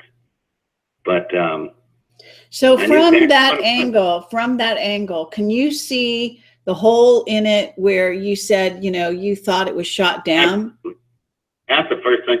Well, it's sitting on the platform, and the way it's positioned, they've got where the hole is right in the middle, right in front of you. You can't miss it. Okay. So they put it there in a reason like that, obviously, so they can have access to that damaged area. So that led me to the first questions like, oh, your engine appears to be damaged and it's broken right at the place where, if you're going to damage this engine, that's the perfect place to do it. And it's right where the plasma fields cross each other, and that's what Mark has been having such a hard time with. What you have is an octagon double mosaic design. A more, I'm trying to describe this thing. Is it in a figure 8? The plasma ducts will run in a figure 8, but you have to see how they're not just, it's the twisting that is so important and is a key to this whole thing of fusion containment. It's how the magnetic coils are twisted, and not just twisted in the main trunks, but the way it's twisted with inside each twist, it's inside each twist, it's inside times 8. Now you see why Mark is having 100 hours on this thing. He'd show you how smart he is, and he's a smart cookie. He went and got 2 rubber balls and some yarn and cut 8 strips and hooked them together and twisted them. And that's when he started figuring out, where does one duct start and where does it end up and how does it twist through the, figured out. And I was having a hard time trying to describe that to him. But you can now see it. Once we're done, you'll look at it and you'll wonder, well, what's the big deal drawing that thing? Yeah, well, when you got nothing in front of you but air, it's a really big deal because you got to figure this out. Okay, so now tell us what happened next. Well, I'm standing there looking at it, and I'm just amazed. I'm dumbfounded by the design of it. I could tell there were so many different configurations, and And the actual construction of it, now there's where you really get it. On mine, I have nuts, rivets, bolts, weld lines, seam lines, wiring up the yin yang. I mean, it's convoluted and complicated. This thing, as big as it is, not one single bolt head, not one screw, not one rivet, not one seam line, not one weld. It looked like it grew like a damn eggplant. Wow. I have no idea. First thing I turned around and said, how in God's name did you guys assemble this? Where's the hardware? And now they're all looking at each other. And the Air Force people are looking at Rudolph, like, I don't know, for direction or something. He just says, yeah, what do you make of that? I said, man, you got some kind of crazy manufacturing technique I'm not familiar with. It looks like it grew. It looks more, that's another thing, it looks more organic, or I can't tell whether it's organic or inorganic, or it's both. You know, it's very confusing. And Rudolph, that's the only time I ever saw him smile. He smiled, he said, yeah, it's a real brain twister. I said, yeah, like the coils. So anyway, I just trying to make sense of all this. And then I asked, can I go up on the stage? And Air Force people all say one time, no. Rudolph, yeah, go ahead. And Rudolph turned around and looked at them, and everybody's just quiet. So I go up the steps, and I go up onto the platform, and I walk up to this thing. Now, there's something else. You have the massive basic construction of a fusion containment vessel, but on the out, it's got an exoskeleton body. What the heck is that? I mean, it's a machine, but why does it have an exoskeleton on it? And suddenly it looks like a crustacean. And I asked, you know, see, they told me that it was their device. That's where the conversations really go crazy. But anyway, so inside the exoskeleton structure, which has a complete set of dual ribbing that starts off from the top, which I think is the top up there, it looks like a giant vertebrate with rib cages coming off of it. And they're proportionally correct shaped where it encases this thing perfectly. And then there's another spinal column running on the bottom. So it's like encased in this thing. And I just thought, boy, this thing could take a really heavy beating and roll, and it's not going to damage the internal areas at all. Well, but so does it look like, I mean, does it look like a whale? What color is it? That's a good question. That's something that Mark, the only person who really got into it, detail. He wants to know colors. And I said, man, where do we start with this? I said, you might want to start with the big round spheres have a smooth texture to them. When you put your hand on it, it feels just like a dolphin, because I've played with dolphins and at SeaWorld, and that's how I know why dolphins feel that way. Also in the wild, I've met up some dolphins, but another story. But anyway, it feels like a dolphin to the touch, but it's soft until you press in, and then all of a sudden it's like steel underneath, just so rigid and rock solid, not moving. And the color, when it's sitting there, as it was, it's a kind of like a bluish aqua color, really pretty. But there's multiple colors because of other things going on with it. But that's some of the basic color that you see overall. It's got the aqua blue look of it. And when I got closer to it, to where I'm about, I don't know, length of an arm, like about 2 feet, 3 feet maybe, from it, my shadow's on it. Now, what have I been saying through the whole story? There's no shadows anywhere. So why is there shadows on this thing? My shadow.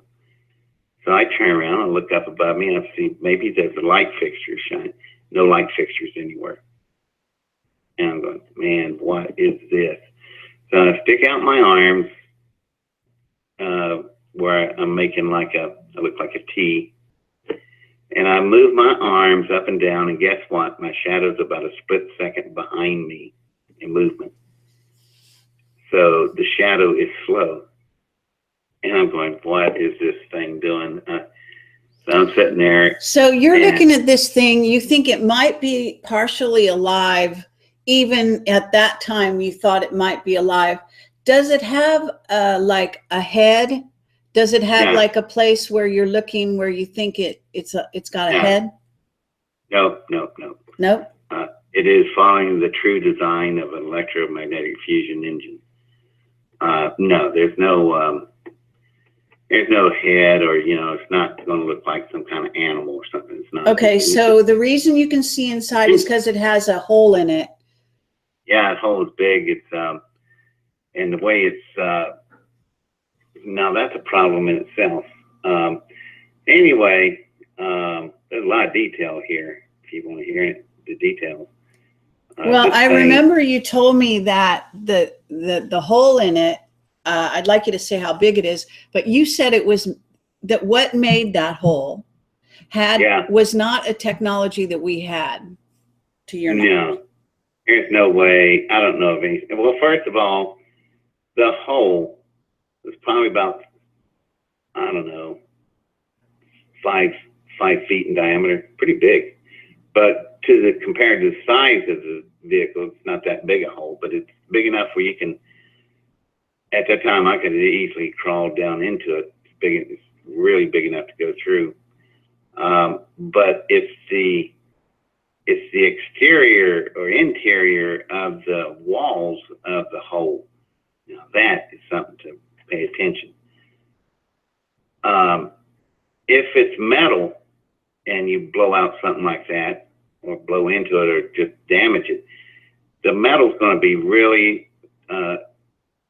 rigid. It's going to be sharp. It's going to cut you if you grab hold of it, as any ripped up device would be. But that's not the case in this case. It looks like, and I've seen pictures of it, it's horrible. When they fire a harpoon has an explosive grenade in its head. And when it goes into the well, it detonates and blows a big hole inside the well, and that's how they kill it, which is just barbaric. But anyway, the hole of a well that's had a warhead, an explosive head, harpoon head go in it, the hole that's left in it is a big gaping hole, but the blubber is torn. That's what this hole looked like. It looked like torn flesh rather than shards of metal. I don't even know how to describe it. And did the color change at that place? Was it like red or, irritated or? No, it was pretty much the same color inside and out. Except it did have around the edges of the flesh or whatever it was. It had the same color as that was in the didn't even tell you about this part. The cascading from the spinal column down the sides of this thing to the bottom and running back up was all this fibrous tubing, like I don't know, for better descriptions, almost like fiber line, fiber optic material. And it had a distinct pattern cascading all around this thing. And if you step back and look at the tubes, the way they're cascading, it's really a twin copy of a neurosynaptic firing order system, like in the human brain. And these tubes have a liquid inside them. And inside the tube, the liquid looks just like I'm going to date myself here, methylate. How many people remember thiolate? I don't know if you can still buy it. I think you can buy mercurochrome. Methylate was stuff that we put on our cuts and scratches when we were kids. And you see your mom come at you with that damn bottle of methylate. It's going to burn like liquid fire. But you know what? Never got an infection after they put that stuff on you. But you blow on it and it would stop burning. So that's where you have a lot of people blowing on things. That's where we learned it from, man, the methylate. But if you hold the methylate up the bottle to the sun, it was incredible. It's an iridescent rainbow color. It's all the colors of the rainbow. Green, orange, blue, and it just glowed like iridescence in the sunlight. Well, that's exactly what it looked like in these tubes. And in that damaged area, it had the look of methylate. So. Okay, like one of the, I'm looking it up, one of the predominant colors in methylate looks like it's red. Yeah. But it's not an ordinary red. It's like a magenta red or a poppy red. Okay, yeah. Actually, they still sell it at Walmart, it looks like. Get you a bottle and hold it up to sunlight. It's incredible. The only thing metallic I can compare it to is burnt chrome. You ever seen chrome burnt on a tailpipe? It has that iridescent color in it. So it actually sounds a little like, some kind of advanced form of blood. Could be. I don't know. All right. So this is what you can also see. Somewhere in there, you also see a seat. Isn't that right? What? Seeing what? I've lost you now. What? You also see a cockpit-like seat. Now that's back to the hole where the damage is. Yeah, there was a very pretty blue light down in there, and I could see when I crawled down the side, hanging onto the exoskeleton lattice work. I got down to the blowed out area, and as soon as I got down there, I could see a blue light, almost like it's coming on. It's just illuminating. And I asked Rudolph, I said, can I step inside this hole and take a look in there? And Air Force people said, absolutely not. And Rudolph said, yeah, go ahead. So, and there was something that we skipped over some details, All right. Something happened when I was on the floor and I saw my shadow. Oh, right. Okay, yeah. Well, I asked Rudolph, can I climb up on top? And he said, sure. Air Force people said no. So I just went on up. And as soon as I put my hands on the exoskeleton, I started pulling myself up. And it's just like a big lattice work. You just crawl right up the thing. But I put my hand past the exoskeleton and onto the smooth dolphin-like surface. And as soon as my skin touched that thing, off came this radiating waves of blue and white cascading down the hull of this thing. I pull my hand back off and it dissipates fairly quickly. Put my hand back on it, there it is again. And I'm going, man, what is this thing doing? I thought it must be heat sensitive recognition alloy. That was my guess. But come later to find out that's not it at all. It's doing something else. So I thought, wow. And I turned around and looked at Rudolph, and I'm leaving my hand on the hull. It's making its way. And the Air Force people and Rudolph are looking at it with their mouths hanging open. And I take my hand off of it, and they look up at me, and I put my hands back on it, and the wave starts, and they look back at it again with their mouths hanging open. And I knew right then and there, they have never seen that. They have never seen that kind of, I don't know, interaction or reaction. But I could tell they didn't know this thing could do that. And that started telling me there's something going on with it. There's a lot more of the story that I'm getting. So I kind of crawl up on top, and Rudolph said, absolutely. Now the Air Force people are just quiet. They're no longer saying no. So I get up on top and I'm stepping over the vertebrates, and that's when I noticed the tubes and the liquid that was in them. And so, but that was something. Then when I went down over the side into the hole, I could tell by the way the blue light was coming up, there was some mumbling down there, and I think they've never seen a light before like that. So there's more reactions they haven't seen. So at this point, nobody's told you that this is alive, but it's starting to sort of activate. Are you thinking in your head that it's coming alive or something, or that you're triggering it? Are you thinking any of this stuff?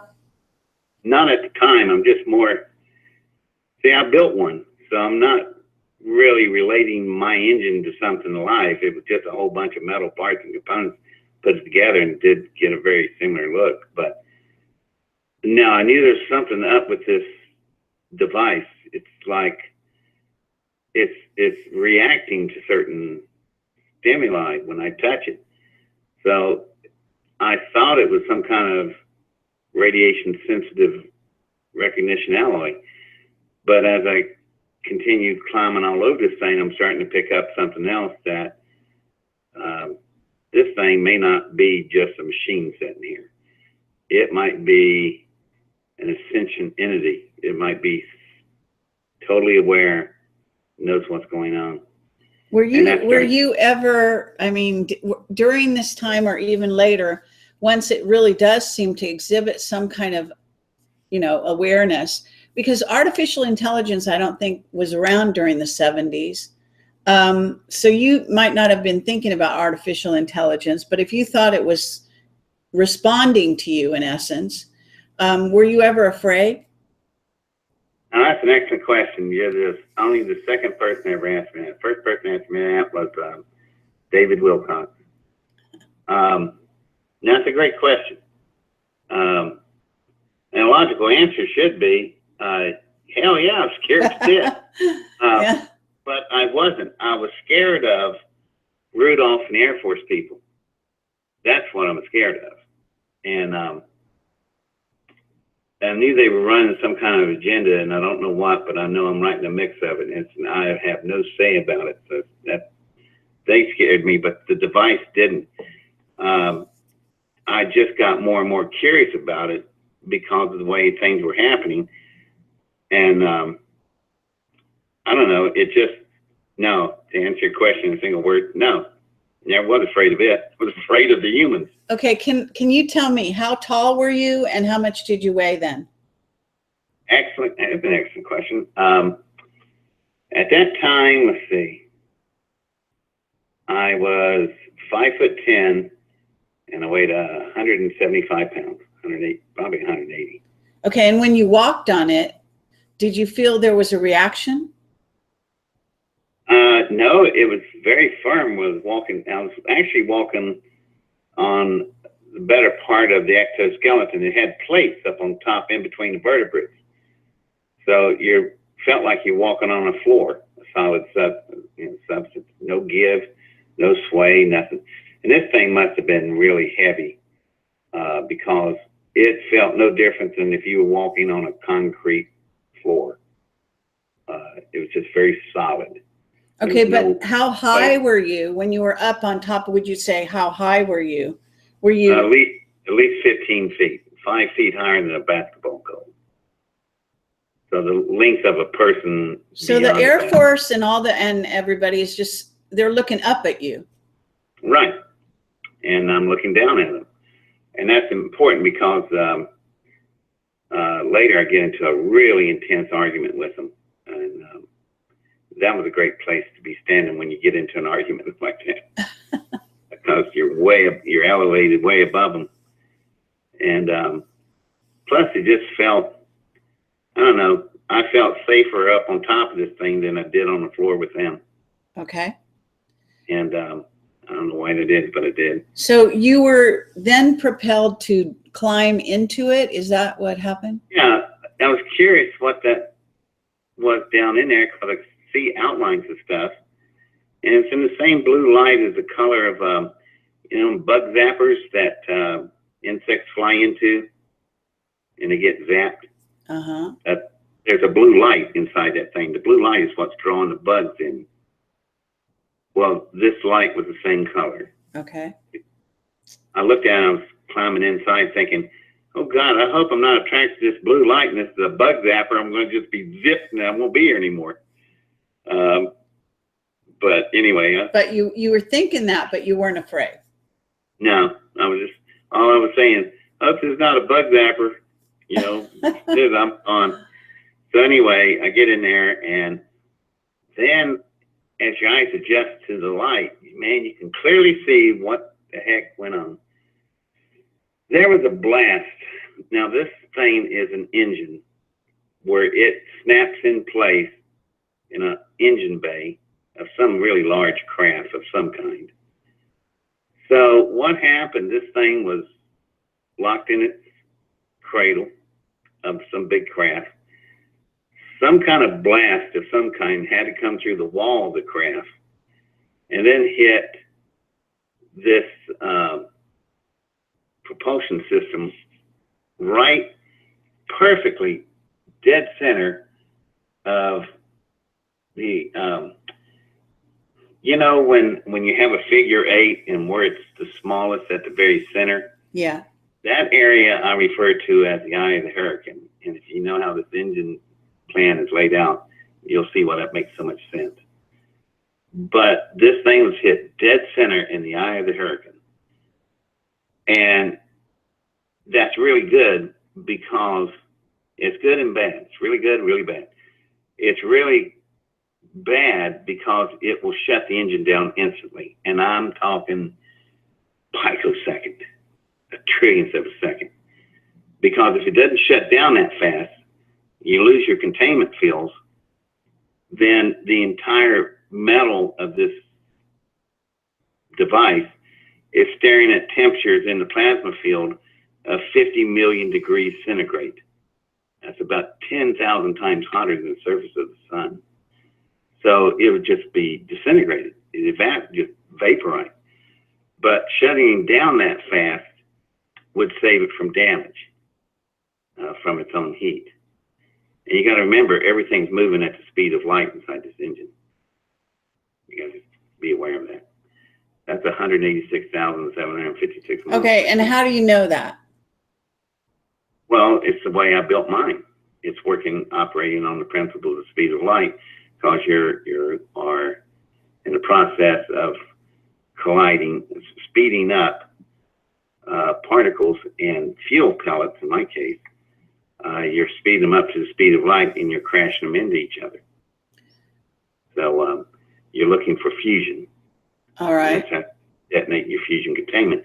So I know that this thing is running on the same principles, and it's got to be operating on the same limitations and capabilities as mine is. So, except it's just on a bigger scale. God almighty, giant scale. So, anyway, the kind of power that this thing can produce, let me give you an idea. We can take an aircraft carrier, typical aircraft nuclear carrier, and send it to, and we've done this in the Navy, we pull up to Beirut. Now, Beirut's infrastructure has just been decimated. And you got people that need help, you know, hospitals and food, water, and all that stuff, and they need power. So we can pull a carrier up to a city like that, run these big power cables, giant cables, straight into the city, into their distribution plants, and the nuclear power of that carrier will power that city up. That's what we did for Beirut, so they could get things built back and have power to do it. And the carrier will sit there for, in this case, almost a year doing that. So that's kind of how this system would work, except it's a little bit bigger in power structure. So, this thing, craft can land on a planet. This power unit can disconnect itself out of its cradle bay and be set outside, and could even be left. And you could power a planet with this thing. An entire planet, like Earth, could be powered by this one thing. All right. But, you know, when you said it got hit by something that was almost otherworldly, in other words, in all, you know, you didn't know what they had. But Yeah. later on, you're Well, going to sort of say that you thought that perhaps the craft itself was hit and crashed, and that they discovered it already crashed on the ground. But I'm wondering if they aimed something at it, I don't know, like a particle beam weapon or a scalar weapon. I don't know if they had such technology back then. It's possible. But I'm telling you right now, there is no power that belongs to man that could blow a hole like this in this thing, is because there was all this details. What happened was the blast came through the hull of the craft, came through the hull of the power plant, came in at the point of the eye of the hurricane, and it came through this room, which I believe the diagnostic center. There's another one exactly like it, not damaged, on the other side. So it's got left and right diagnostic centers. And there was a chair. The chair is gone. There's just remains of it because the blast came through, went through the chair, disintegrating everything in its path, hit the bulkhead just to the right of the seat. And when it blasted through the bulkhead, the next thing it encountered was the plasma containment fields. And let me tell you, the power it would take to knock out the plasma containment fields or something like this, there ain't nothing on earth I know of that could do that. Nothing. You could use 100 nuclear weapons. This thing would eat them. Okay? It'd be lunch to this plasma containment field. okay, but they managed it, whoever it was, right? Whoever it was and whatever they used, it started to penetrate the containment field, and that's when it shut down, saving the rest of the entire engine. Okay, so once this thing, I don't know, when you're on it, at a certain point, does the plasma containment field start running again? No, not while I'm in it. It'll never run again because the bulkhead was damaged. That is part of you bring up a technical question. The way the plasma travels through this engine is different than mine. I wonder why. It's alien. I used these, something really trying to get across to Mark as he draws this stuff. I had these plasma veins that I could use in the magnetic coils to shape the direction of the plasma I wanted to go in. In this case, it was an infinity pattern. Theirs did the same, but on the inside of the plasma chamber, I can see it. I could slid on down further into the plasma chambers and walk through it. That I built mine with a microscope. Now I can walk down standing up through this thing. You got to imagine what that's like. So, but okay, so you were did you do that or you didn't do that? No, I didn't do it. I was, I was having enough to deal with. But would it have been dangerous, residual plasma or something? No, because it has shut its main drive down, and it's not going to start it back up, and it won't because, and that's what I'm getting to.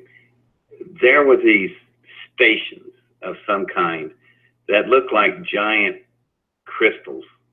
I don't know how to describe it. It's like giant crystals.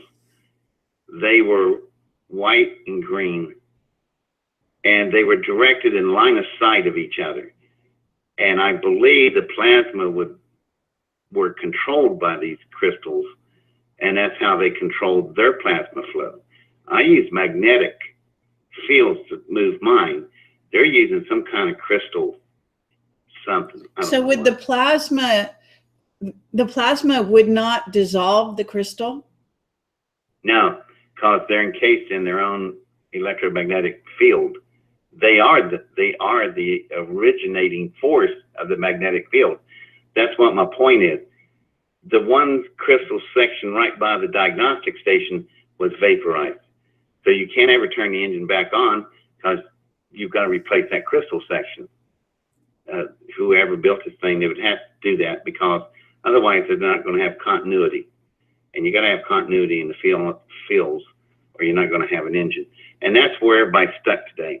See, what we're talking about is the holy grail of physics on Earth. If you can get fusion containment, man, you've got Star Trek, you've got unlimited power, all kinds of things happen. Okay, when you also, say fusion, are you talking about cold fusion or not? No, I just said the temperature these engines run at is 50 million degrees centigrade. Does that sound cold? No, but... Right. Well, cold fusion is bull. Until you show me a running cold fusion process, it's not possible. Okay, so it's another kind of fusion. Right. It's a plasma fusion. You can tell you hit a nerve with me. I get irritated with this. I'm not talking about cold fusion. It has nothing to do with it. All right, I'm just clarifying. That's all right. Right. I'm working with an orange. Cold fusion and apple is something else. I have nothing to do with that. All right. But the fusion containment, it's hot. God almighty, it's hotter than any sun in nature. And that's what gives you such power too, by the way. But okay, now I want to ask you something about this. Isn't it possible? I mean, I know that what happens here is this engine even turns on a little more when you put your hand somewhere on the... Yeah, well, there's these diagnostic pods. I don't know what else to call them. And it's got a certain shape of digits that you can emulate with your hand. There are a total of 4 digit places. 3 of them are for fairly long flanges with a opposing digital thumb, I guess. Yeah, I guess that's what they had. I don't know. But if you take your hand, the human hand, and hold it up, you're looking at the back of the hand right now. Take your ring finger and your middle finger and put them together. Hold them tight. Then spread your little finger and your index finger out and move your thumb, stick it straight out. That is what I was looking at on those pods. If you set your hand down in those grooves, which are recessed down into the pod, your hand will fit. Okay, but it's not made for a human hand. No, it doesn't have 5 digits. It's got 4. It's got 3 big digits and a thumb. Okay, so you put your hand down there, right? Yeah, yeah, it really wasn't smart, but so I stick my hand down in there, and these are definitely diagnostic ports. It's designed for somebody, and also whoever's interacting with this thing, they're bipedal anthropoids, because the chair told me that. The remains of it. It has a seat, a cutout where you drop your legs and feet to the floor, and then a back of the chair. That means that whatever's sitting there is a bipedal anthropoid. And is there a height? Do your feet reach the floor? Yeah, as a matter of fact, I fit in the chair. What was left of it, I fit in just perfect. So they're looking at, you're looking at a 5'10" bipedal anthropoid. Okay, when you went to sit in the chair and put your hands there in the controls, I guess, right. Is everybody able to see you still? Can they see what you're doing? No, they can't see a thing. I'm down recessed inside the engine. I'm out of sight. But occasionally, Rudolph would ask, "You okay?" And I would say, "Yeah," so they could hear me. And that's how he kept track of me. If I stopped answering, I'm sure they would have come running. But so I sit down, I put my hand in the grooves, and that really wasn't smart. Now I think about it. Because as soon as I did, these rings, sleeves, come interlocking up from the bottom to the top, all the way up to my knuckles. It's just these sleeves went over all 4 digits was just covered by these sleeves at really super speed. Just, they just ching, ching, ching, ching, ching, and they're up to my knuckles. And then they start tightening down. And that's when I'm about to freak. because I don't have one. I have both hands, one on each pod, left and right, opposing thumbs. And this thing's locking down and it's getting so tight, I think they're going to cut all 10 of my fingers off. So I start to scream, and all I get is this. I hear something, but I don't know if I'm hearing it through my ears or all I hear is this Lauren Bacall voice, very sultry, just saying, shh, be quiet. And I'm sitting there going, okay. And the grip lightened up just a little bit, but it's still pretty tight. I'm definitely not going to be able to pull my fingers out. So I just have to sit there and see what happens next. And at this point, I'm going to skip what happens next. It's just for my own personal reasons. But anyway. Well, wait. So are you saying that you're going to skip whatever this is for personal reasons because you never did reveal it so far, or what? I have off camera with certain people. I have. All right. But I'm not going to go into it in detail on here. All right. So this thing spoke to you in your head or somehow, some way, and you sort of obeyed it in sort of the loose sense of that word. Yeah. So, what are you going to do? Put 10 of your fingers trapped in a. Yeah, I appreciate that, but you stopped screaming or whatever you were going to do, and I said, "Calm down." And it's got hold of you like a Chinese handcuff. Remember I appreciate that. So then, were you scared at that point, or did you really calm down immediately? I think my heart was beating so loud I could hear it. But I figured if there's anything malice with all this, there's nothing I could possibly do about it at this point.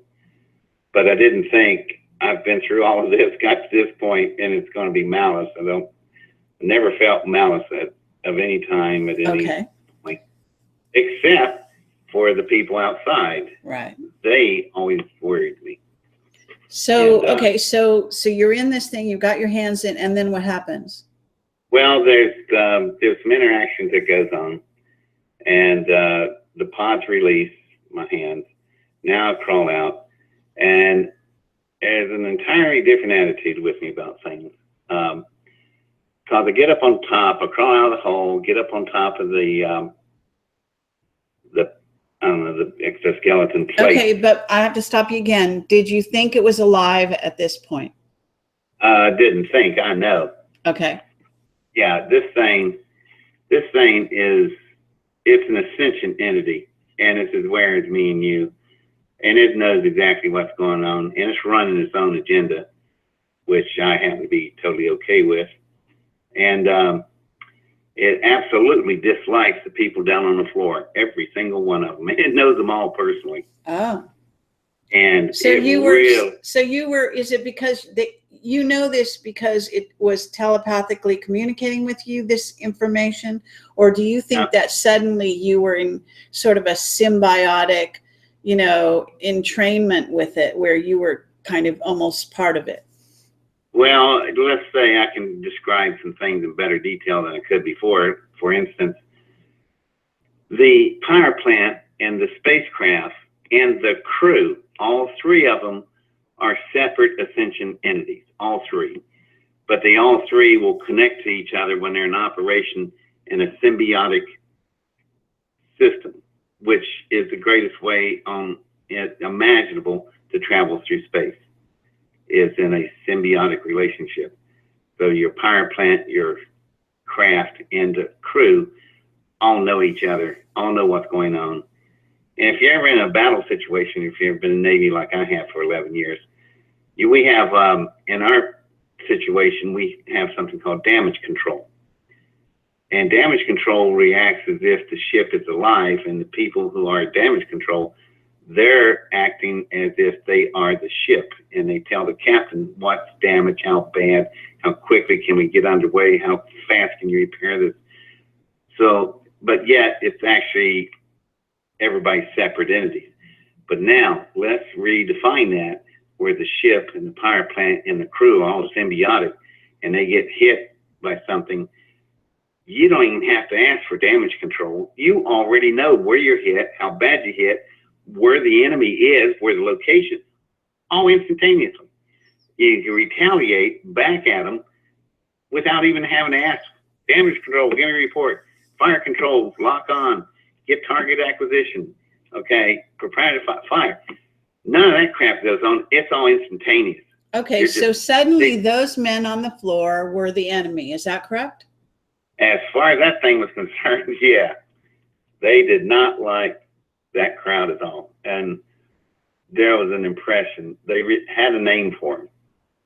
And they just refused to work with black hearts, which I thought interesting term. I don't know if that's for the benefit of interactions Homo sapiens or what that was about, but okay, black arts, black hearts, okay. And meaning did you think that this out there had black hearts and it just don't want to talk to them? Did you think the craft was female? Absolutely.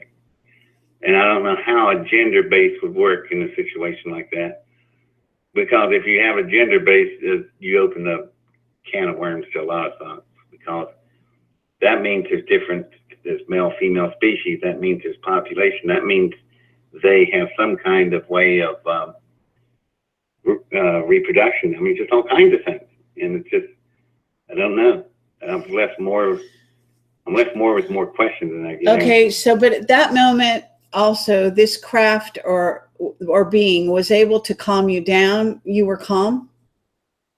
I was calm through the whole thing until I crawled out and got up and started talking to those people on the floor. And then they must have knew something happened, because I suddenly become really hostile and aggressive with them. Actually, I was just fed up with them because the condescending was so sick you cut it with a knife. I asked them, I said, so this is yours, really? I'll tell you what, this thing's not from the neighborhood, is it, boys? It's not ours. It's not theirs, the Soviets. This thing's from somewhere else. You didn't build it. You ain't got a clue how it works. And I asked you, where's the people build it? And you tell me, well, son, you're on summer vacation. They're on summer vacation. I asked you, did they leave any notes? And you say to me, well, boy, you have homework. Well, they took their homework with them. But wait a second, you skipped over something, because I remember you telling me that when you came up out of that chamber, so to speak, onto the top, at some point you touched something again, like the skin, and then it gave off a different color. Later. That's later? Yeah, your brain has not got that registered right. You're out of sequence. All right. we're still heading toward that. So are you still, when you're talking right now, this conversation you're having, are you standing on top of this craft still? Yeah, I'm standing on top of this thing and this power plant, and I'm looking down at them on the floor, and we are in one pitch argument. Oh. And they realize that I just put all the dots together. And Rudolph is very smart. He's figured out something else. He's figured out somebody has told me that gave me the key to the answers quiz. So suddenly he's putting it all together. And so when I told him, I said, it's not from the neighborhood. So how'd you get this device? Did you shoot it down? They're looking at, did you dig it up when you were digging this place out? And they really got angry on that one. I went, oh, so now I hit another nerve. So you guys probably dug this thing up when you were building this giant, whatever it is underground you got here. Maybe this is why you decided to build this Groom Lake place to begin with, because you found this. Where's this craft that this thing was sitting in? Where's the crew that's with the craft? Did you pickle them in jars? Boy, they really got mad on that one. Okay, let me ask you, were you communicated with, did you suddenly know, did you visualize it all? Were you shown a story in which this thing was actually maybe sent you a visualization of it being shot down and what its actual craft looked like on the outside? No comment. Okay. So it did. And so in essence, you saw the crash, you saw the attack that it went through, but did you get a picture of who shot it down at that point? Because it wasn't probably us. No, it's something else. And did you get a picture of that something else? Yeah, no, I don't have any visuals of it. All right. Other than it's just very big and aggressive. And it's also very, very old. Not thousands, not millions, billion, multiple billions years old.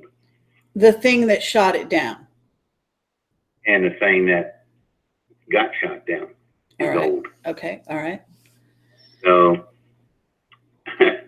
I really don't know all what.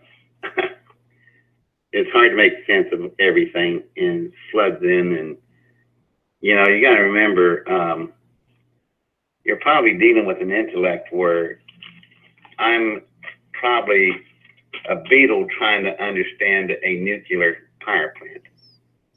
It's kind of that situation. All right. Well, you don't seem to be doing so badly. Okay, so let's continue the story because we don't have that much time. I think people are anyway, get tired. I came out and I'm arguing with these guys, and finally, really nasty, they tell me get down off of the device, and I said fine. So I'm so pissed off. What I'm pissed off about is that they have this kind of technology, in their control. We know nothing about it. They're not sharing it with no one. Who the hell are these people to make that kind of decision? It's like 1%ers. How do you get to control so much? This is the kind of stuff that every person on the planet needs to know about because it affects us all. And I don't care whether you're a Russian or a Chinese or Korean or whatever you are. It doesn't matter. Everybody should know about this because this affects us as a race. And they're making decisions on who gets to know about it and who doesn't. Okay, what about the race that drove it? Did you get a visual on those people? But I got a feeling, there's something you should be. Consider this. Not every species in the universe runs on a Julius Caesar calendar. And not every species runs through time in a chronological order. We may be the only one that does that. Matter of fact, there's other species out there that probably refuse to believe that such a creature could exist as a human being does on a timeline. So the problem is that they're in the Navy. We have a pilot that goes down. I'm telling you, it is just maximum priority to go get that guy. And we move instantly, as fast as human beings can move and equipment. We are in motion to go get that pilot. Okay, I think everybody understands that and agrees with it. So imagine you got a ship that's down with a crew, they're missing. And what may be, 45, 55, 60, 70 years of our time may only be one day to these things. And their rescue crew is en route. So, yeah, I'm going to be really pissed off if somebody shows up and they get really angry because some idiots of our race decide to pickle a crew, tear up a ship, cut things up. All right, so you seem to have also gotten the conclusion that the beings in there were pickled, as you call them, and so you actually. I'm getting that you actually have a sense of what they even look like. Would they look like Greys, Nordics, a reptilian? Any idea? Not really. Just kind of a shadow of a bipedal anthropoid of some type. Okay. But I know this. I sure hate to be sitting here at my home and our planet suddenly gets vaporized without us saying a word over something that these dummies have done, and I get evaporated for. I mean, I'm going to be really pissed off about that. Right. Because, you and I and the rest we're not responsible for this. And if we had a chance to approach it, I think we'd do it in a more humane way.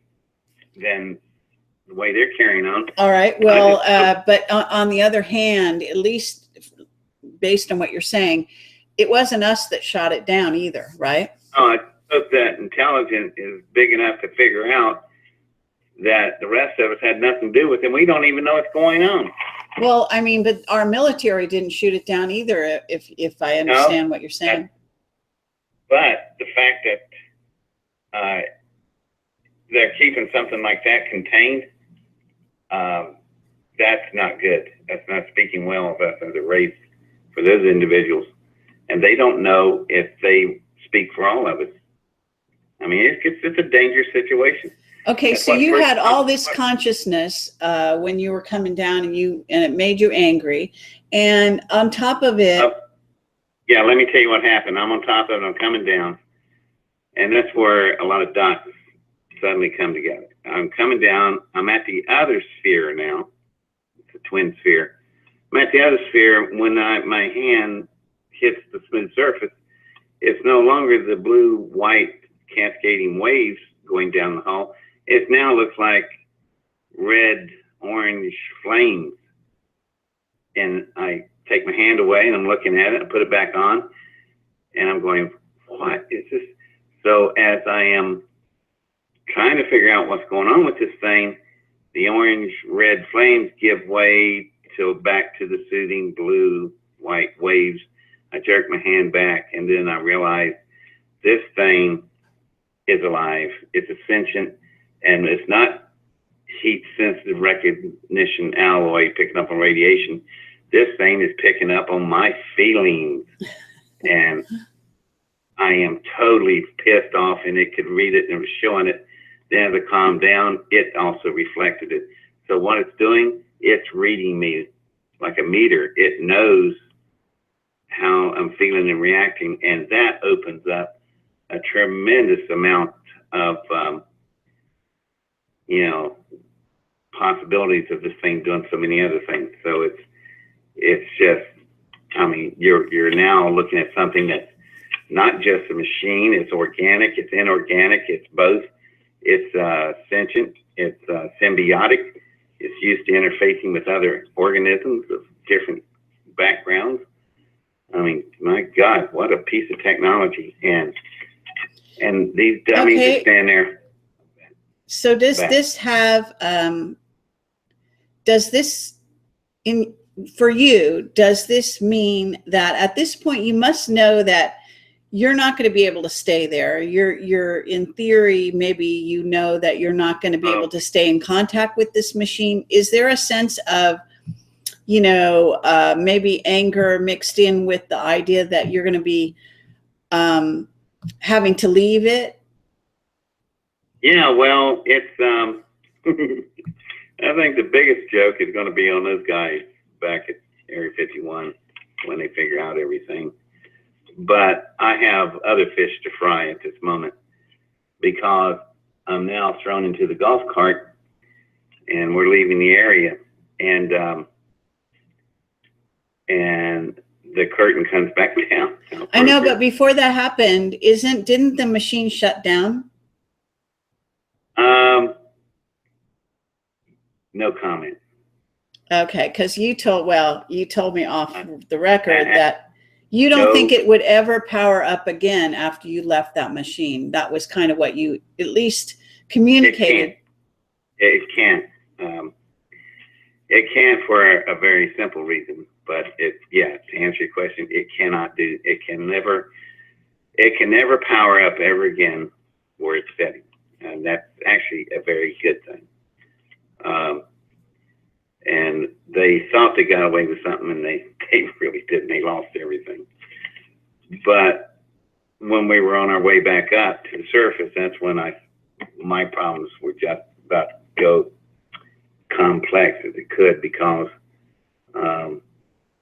the real question is this: why did you bring me here?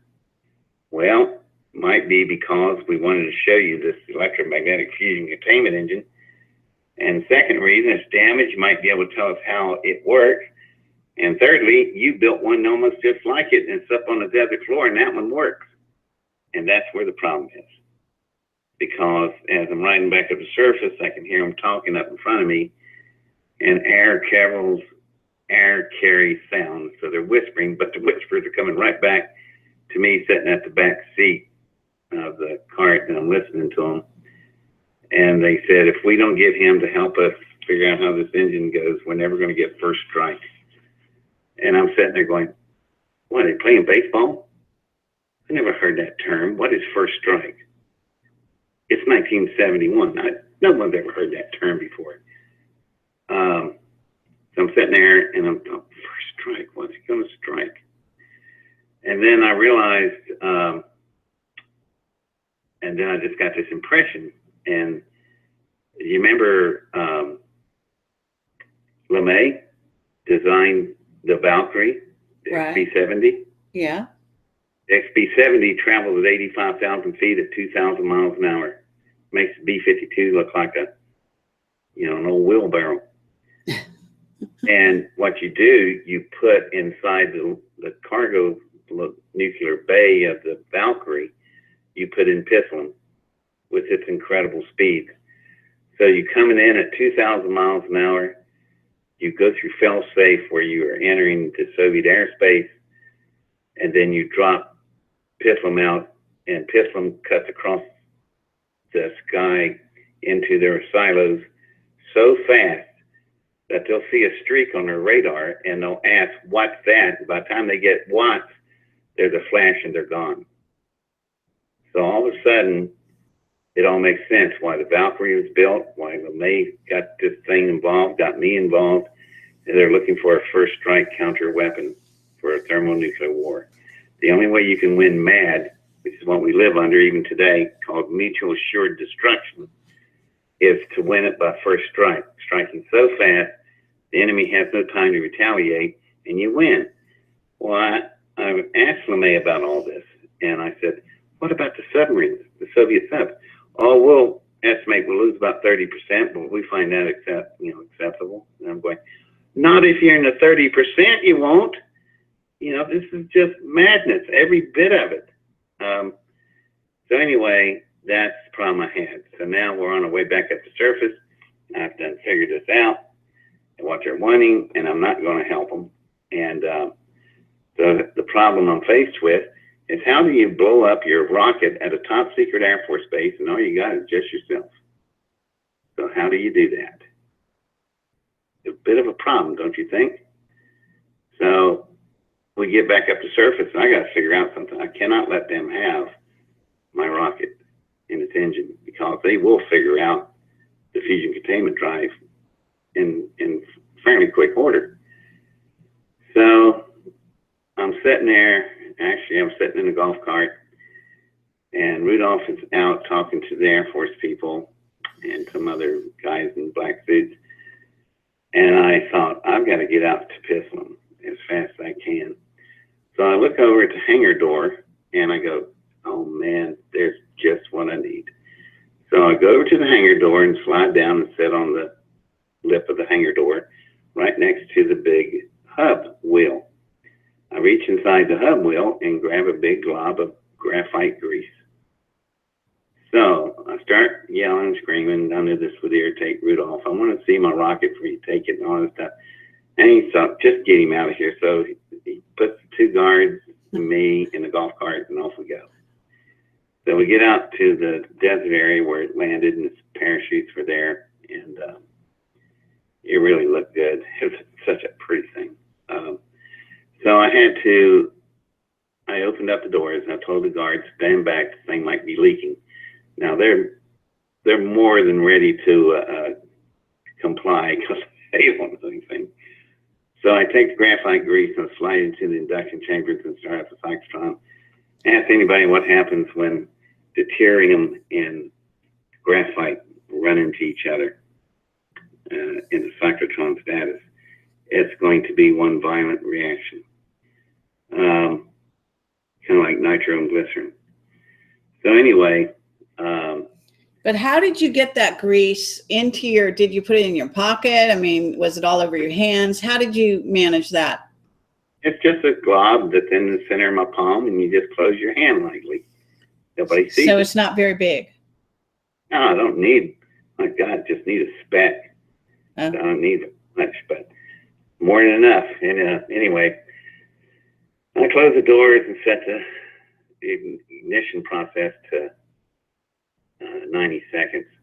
So then I didn't think about something. I tell the guards, this thing's leaking. I think it's going to explode. We better run for it. So we get in the car and we're going really fast. And then the guy asked me a really good question.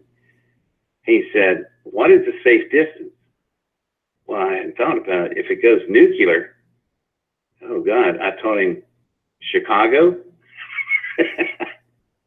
They didn't like that answer. So I was hoping it doesn't go nuclear, because if it does, you're not going to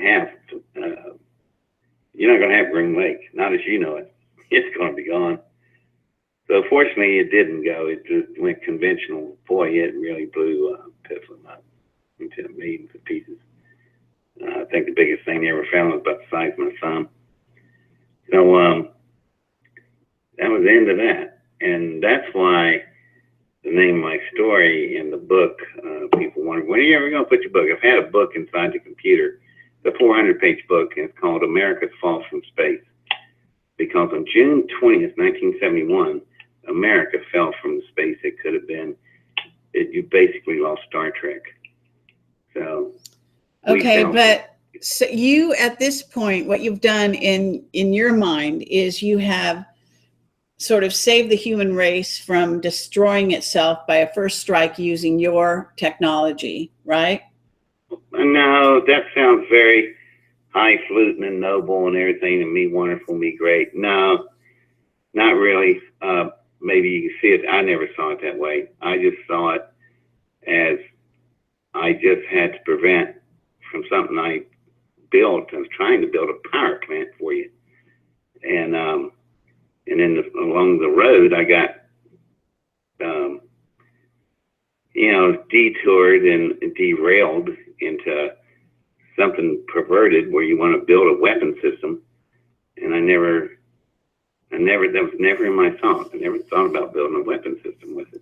Okay, but at 17 years old, this is a very sophisticated line of reasoning that you actually had to come to this conclusion right after leaving this alien craft, in essence.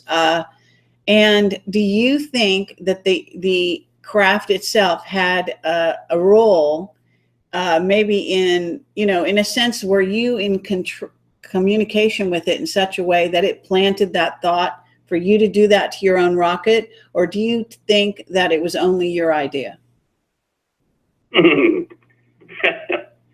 That's an interesting question. Really don't know how to answer that, because I don't know. One part begins, the other one leaves off. Can't tell anymore. It's kind of blurry. It was very hard to imagine this. 26 and a half months, 24/7, 7 days a week is all you ever did. Very difficult to go to high school and be doing this at the same time. And you've created something that doesn't exist at that moment. And the potentials of it is just unlimited. And it would mean so much good for so many people and for the entire planet. And it would really change a lot of things. But yet, because powers involved have an entirely different agenda, which is not healthy for most of us, they force me into a situation where I have to destroy the very thing that took me 26 and a half months to build. And it's one of the finest pieces of work I ever done in my life.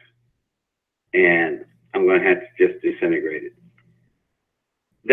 There's no difference than asking a parent to put a gun to their child's head and blow their brains out. You're going to have to kill the very thing you created. Right. So you did this, in really a very short period of time between when you left that craft and when you actually, you were already reaching the surface. You already planned this event, right. this right. destruction of your own baby, so to speak. Right. So at this time, I talked to Mark Richards, Captain Mark Richards, who is a captain in the secret space program, who actually was a little bit taken aback by the story, because he is one of the few people who is able to fly an artificially intelligent craft called Minerva. That is female, comes from another race of beings, and he describes that and his being having special abilities to connect with this craft that very few other humans have. And it's a very similar story to what you're talking about with this damaged craft. And so it's really a fascinating kind of situation we've got here. And I just don't consider, well, I don't know his story personally, but I don't consider myself anything special. I consider myself as common as dirt. And it's just, for God's sake, I'm a West Virginia hillbilly, for God's sake. Yeah, but you're a very smart one. Now, this also destroyed your career. I mean, did they try to grab you and throw you in jail? I mean, they must have, this Rudolph guy must have been livid when this happened, right? Oh, man, that's putting it mildly. I get back to the hangar. He sees the detonation out there, and it looks like a Mohab going off. It's such an explosion. And this tells you how smart Rudolph is. Not a word. He's just looking at me. He's looking out there. He looks back at me. He's looking at my body from top of my head to my feet. And then finally he walks over and he grabs my left hand and he rolls the palm over it and he looks at the grease.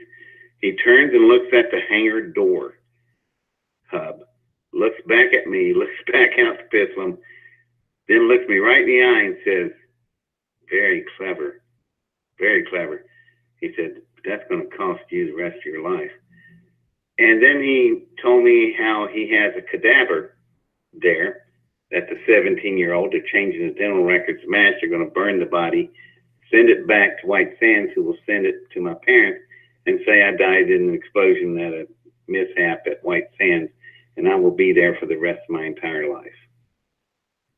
And this is the guy that killed thousands of people at Metalworks. So these blue eyes I'm staring into is a pure sociopath. He's a Gestapo. Right.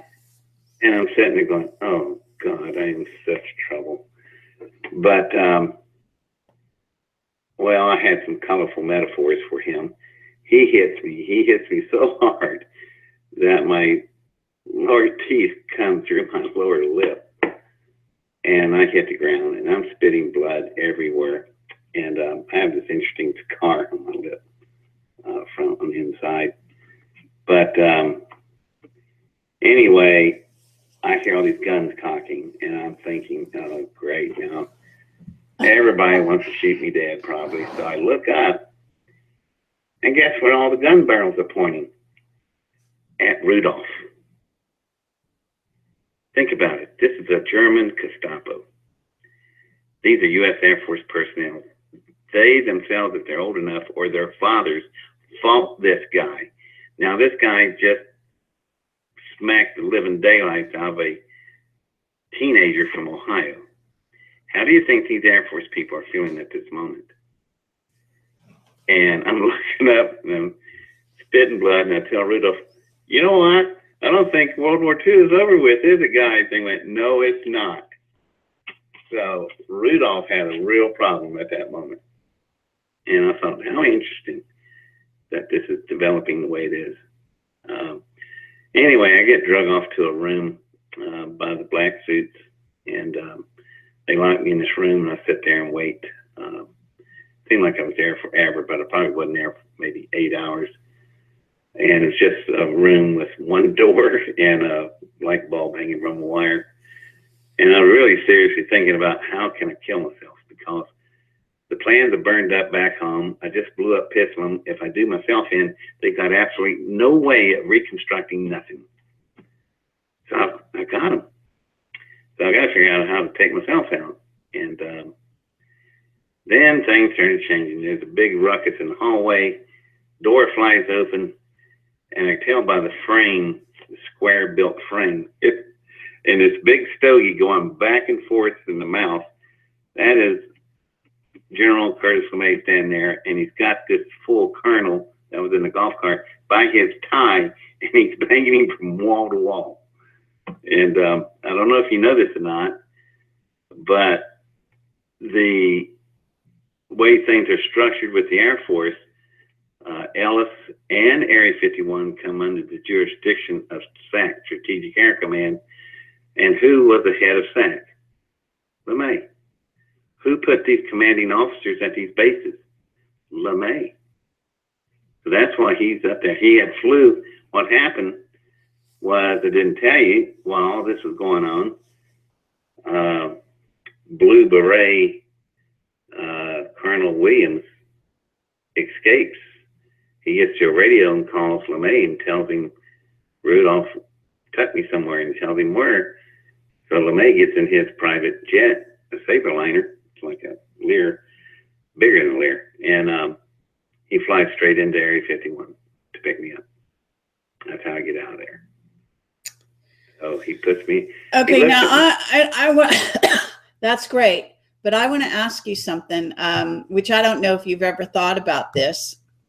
Because yes, you got your father to destroy the plans and you destroyed the rocket. But is it possible that you have, that you might have been mind controlled, taken, maybe even abducted at a later date, and gotten your information in your head downloaded? I know this sounds a little bizarre, but you know what I'm saying? In other words, you might have gotten away then, or even then. If it did happen, how would I know? I'd be mind controlled. Right. No, Yes. I don't feel anything like that. No. That's why I just don't give a crap about Area 51, this story, or anything else goes with it, because I've had a really good, happy life in corporate America. I did really well. I retired when I was 50. Between my portfolio, my full Navy pensions, all the other stuff, I've been doing great. And, I'm not going to burn my life up trying to figure out what did what, who was where, and what's going to happen next. And I just don't care. Okay. I have a life, and I went on and lived it. And it's been a pretty good life. It's not what I wanted.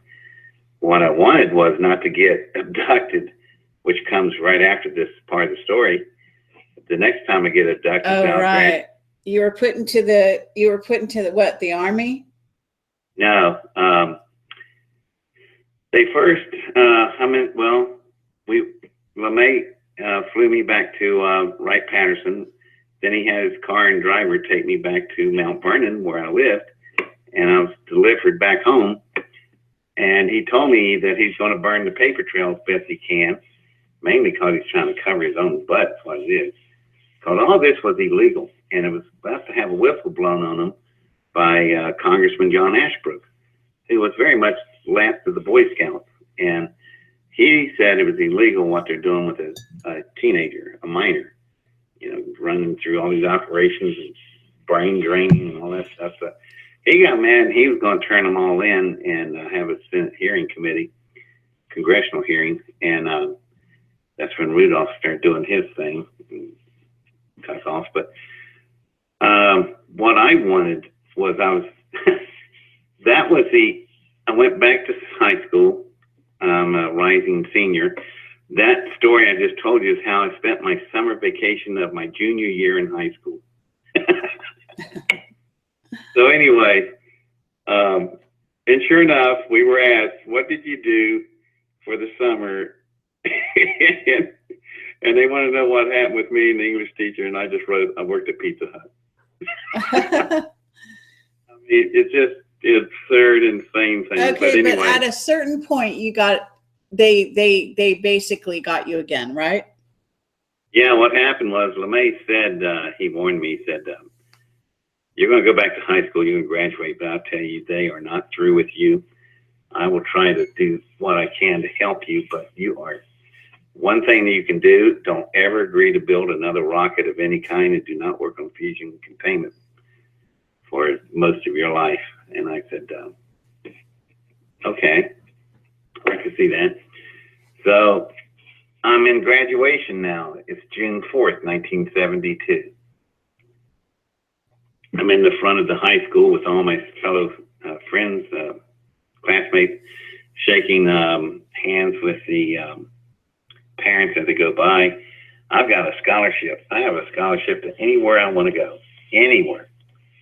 And so I thought, man, this is exactly what I want. I want either particle physics or maybe theoretical physics, and get my PhD and go into an institution of some kind and teach. I just want to teach kids all this stuff that we could do. That's what I wanted. However, there was a little different plan. And I'm standing there with shaking hands with parents, and it's about 90 degrees, so hot. I'm in cap and gown. And I reach over and I grab this hand. I'm not even looking at it, but the first thing I noticed, I thought it was some mother, because the hand was ice cold. And I turn my head and look at them. There's two guys standing there in black suits with mirror sunglasses. And they hand me this letter, and I step back and I open up the letter, and it says, "Greetings." You know what that means? I'm drafted.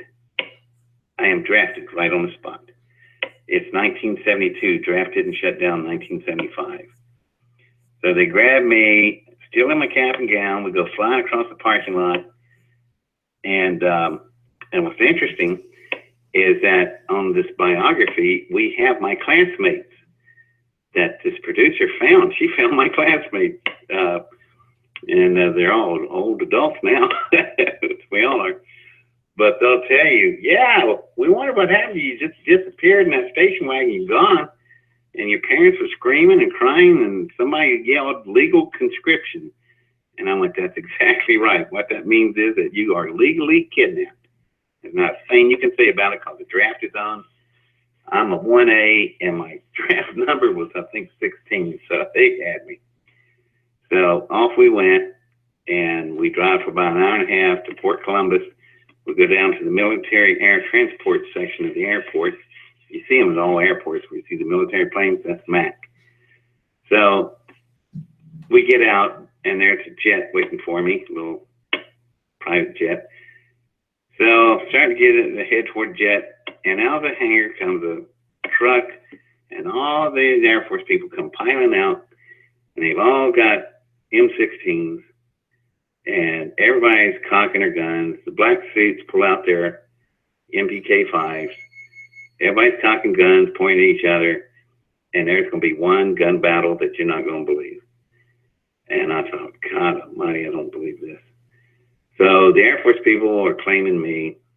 They don't want me to go where this plane's going, which is heading toward Langley, home of the CIA. So I go to Colonel Williams, who's obviously standing there with his guns, and I just asked him, Colonel, name is Arthur, and I said, Arthur, please let me go with these guys. Look at everybody. You know, the MPK-5 fires 35 rounds every 5 seconds. The M16, about the same amount. It's going to be a firefight. A lot of people are not going to go home. I said, let everybody go home to their families. I'll just go on with this guy, and let's just go at it for things, okay? Just let it go. Yeah, he finally did. But you got to remember, Williams really got attached to me. He thought I was just a nice kid, I guess. He just liked me. He didn't want to see me going, but I just begged him to let it go. So I get on board, and we fly away. And no time at all, I'm there at Langley. And I'm in this Langley building has changed so much over the years. It's just crazy how many times they've rebuilt that building. But at the time I was there in 1972, I was in a wing of a building where I could see the main body of the building. And this wing was set up. It looked just like a hospital. It was a hospital room with a hospital bed and all the oxygen hose and all that stuff. So I thought, wonder what this is about. The door opens up, in walks Rudolph and other guys, his friends in white coats, and they drag him to this table and they throw back the cloths, and there's all these needles and bottles and stuff, and I'm trying to read the labels quickly on the bottles, and sure enough, sodium pentothal, sodium barbital, all the sodium families.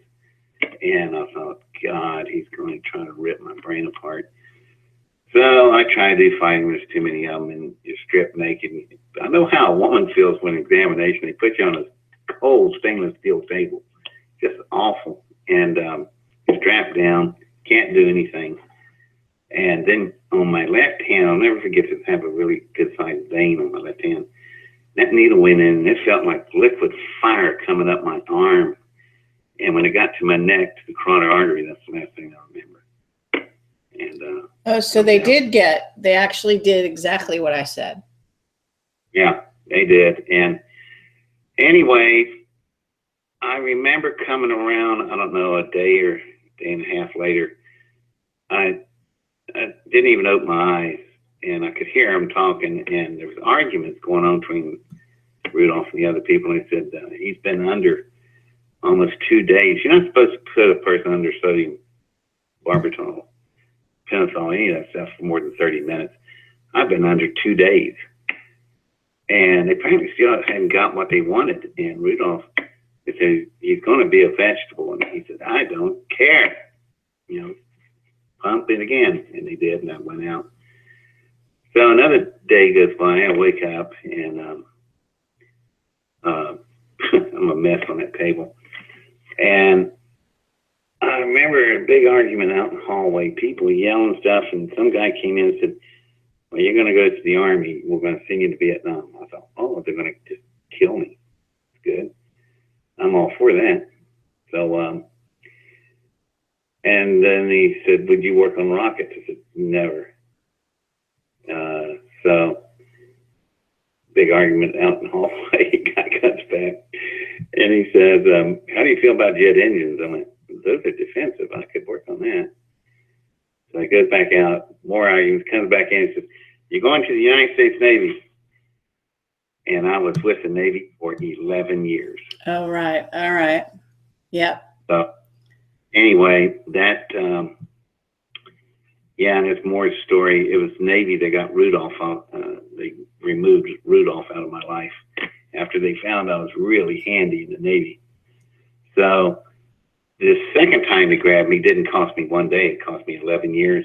I never got to go to universities like I wanted to and get the PhD. However, once I got out of the Navy, the admiral asked me, these pile of papers. I said, yeah, what is that? And they said, it's you. I said, what are you talking about? He goes, these are job offers from the aerospace companies that's worked with you for the last 11 years. They all want you. Who are you going to work for? We got a pool going. I said, really? And I said, I said, can I look through the stack? He said, they're yours. Take them with you. So I looked through them, came back, and the admiral said, well, who are you going to work for? So we know who wins the pool. And I said, all of them at the same time. I'm going to open my own company called Intersect Incorporated, and I'll just become a consultant, and I'll work for everybody. The admiral smiled real big. He said, that I won. He goes, that's what I said you would do. And so for the next 35 years, that's what it did. And did really well. You ought to see some of the stuff I've done. The spinoff division, my gosh. You really should let me give you I have a whole program called Spinoffs, and I'll show you some of my work that I've done. All right, now we're gonna have to close this down. This is fabulous. You did a great job. I'm sure everyone's been hanging in the whole time. So thank you so much. But yeah. This is like the longest interview we've done online in a live setting. And you sound like Art Bell. And everything hung in there, and I'm so glad for that. I do want to thank you so much for doing this. It's just extraordinary. I'd like you to wrap it up and give me some parting words. Let everyone know. I just want to let everyone know tomorrow at 1 p.m. I have Catherine Austin Fitz. She's going to talk about the global financial situation, and so tune in back in for that. But tonight, David Adair, you are an amazing guy, and this is a phenomenal story, and I sure would like to see it made into a movie. There's a reason to have you back, so we'll do it. And if I ever get to see you in person, it would be great to do an in-person interview as well. So thank you. Is there any parting words you'd like to say to the audience? Yeah. Obviously, I'm a science guy, but I'm a contradiction in that area because I'm a people-powered science person. You don't get that every day. Right. I just love people. I really do. All kinds of whatever country. It doesn't matter. You're a human being. I just really care about you people. Everything I've done in my entire career, I have done stuff that's made its way into the public service. You use so many things I've created, you have no idea that it's me that did it. And that was the whole idea. The only way I want to be remembered is, oh, he's so great, he's so wonderful. No, that's not how I want to be remembered. All I want to be remembered as, people would say, David Adair, man, he was a good and faithful servant. That's how he remembered. Fair enough. Now I'm going to leave people with a bit of a cliffhanger here, because I know that you also were part of the Stephen Greer Disclosure Project. Right. I read about that, and I saw that you were kept in a room and not allowed to testify, and that Greer was basically in on the cover-up, and that somebody told him not to allow you to testify. And I'm very glad that you're out there talking nowadays. But we're going to revisit that. I'm going to have you back on the show, and we're going to talk about all of that. Okay? Sure, that'd be fine. Yeah, good. Yeah, there was a lot of crap that went down in that area. Sherry, Adam Act, that whole crowd, God almighty. And well, it's important to know that, the cover-up is still in force, and there are plenty of people that are, have tried to shut you up, and probably are trying again right now. And I know that we've been shot with all kinds of weaponry, electronic and otherwise, while I'm doing this interview. And I can tell you that because I can feel it, and that's just what goes with the territory. But it's just wonderful that you're out on the circuit talking about the truth about what happened to you. Yeah, I'm just doing it for just show y'all, you can go through all this stuff. You can still have a normal life. You can still raise a family. All that kind of stuff is still possible. They haven't won everything like they want you to think, and it's not true. I'm a walking day every example of it. For 11 years, I was with that crowd, and I worked for them, did so many projects. Now, unfortunately, I can't tell you a single thing about it because I'm under a national security oath, because I was an adult when they did that one to me. And but too bad, because some of the best stories I've got is in that world. But the whole thing is, I still was able to serve. That's why I stayed 11 years, because I was actually doing some really good, making a difference for you guys. But I just like people. I would always want to do something for all of you. Well, that's a wonderful thing, and obviously you're quite a high level soul, and that's wonderful to see and to hear. Yeah, I don't want people to think. Don't ever say, "Oh, he's so wonderful. He's so great. He's amazing." I could care less. I don't even care if you remember my name. Just know that this stuff has been done, and you can stand up against the force, and just by sheer standing, it just drives them crazy. They just can't stand it. So I'm still here. I'm not dead. I haven't been threatened, of course. I have been visited, but that was by former bosses and stuff. They advised me certain things to do, and I've always been a good little sailor, and I comply, and that's why I'm still here. All right. Well, fair enough. Listen, I want to thank you again. I'm going to let you go.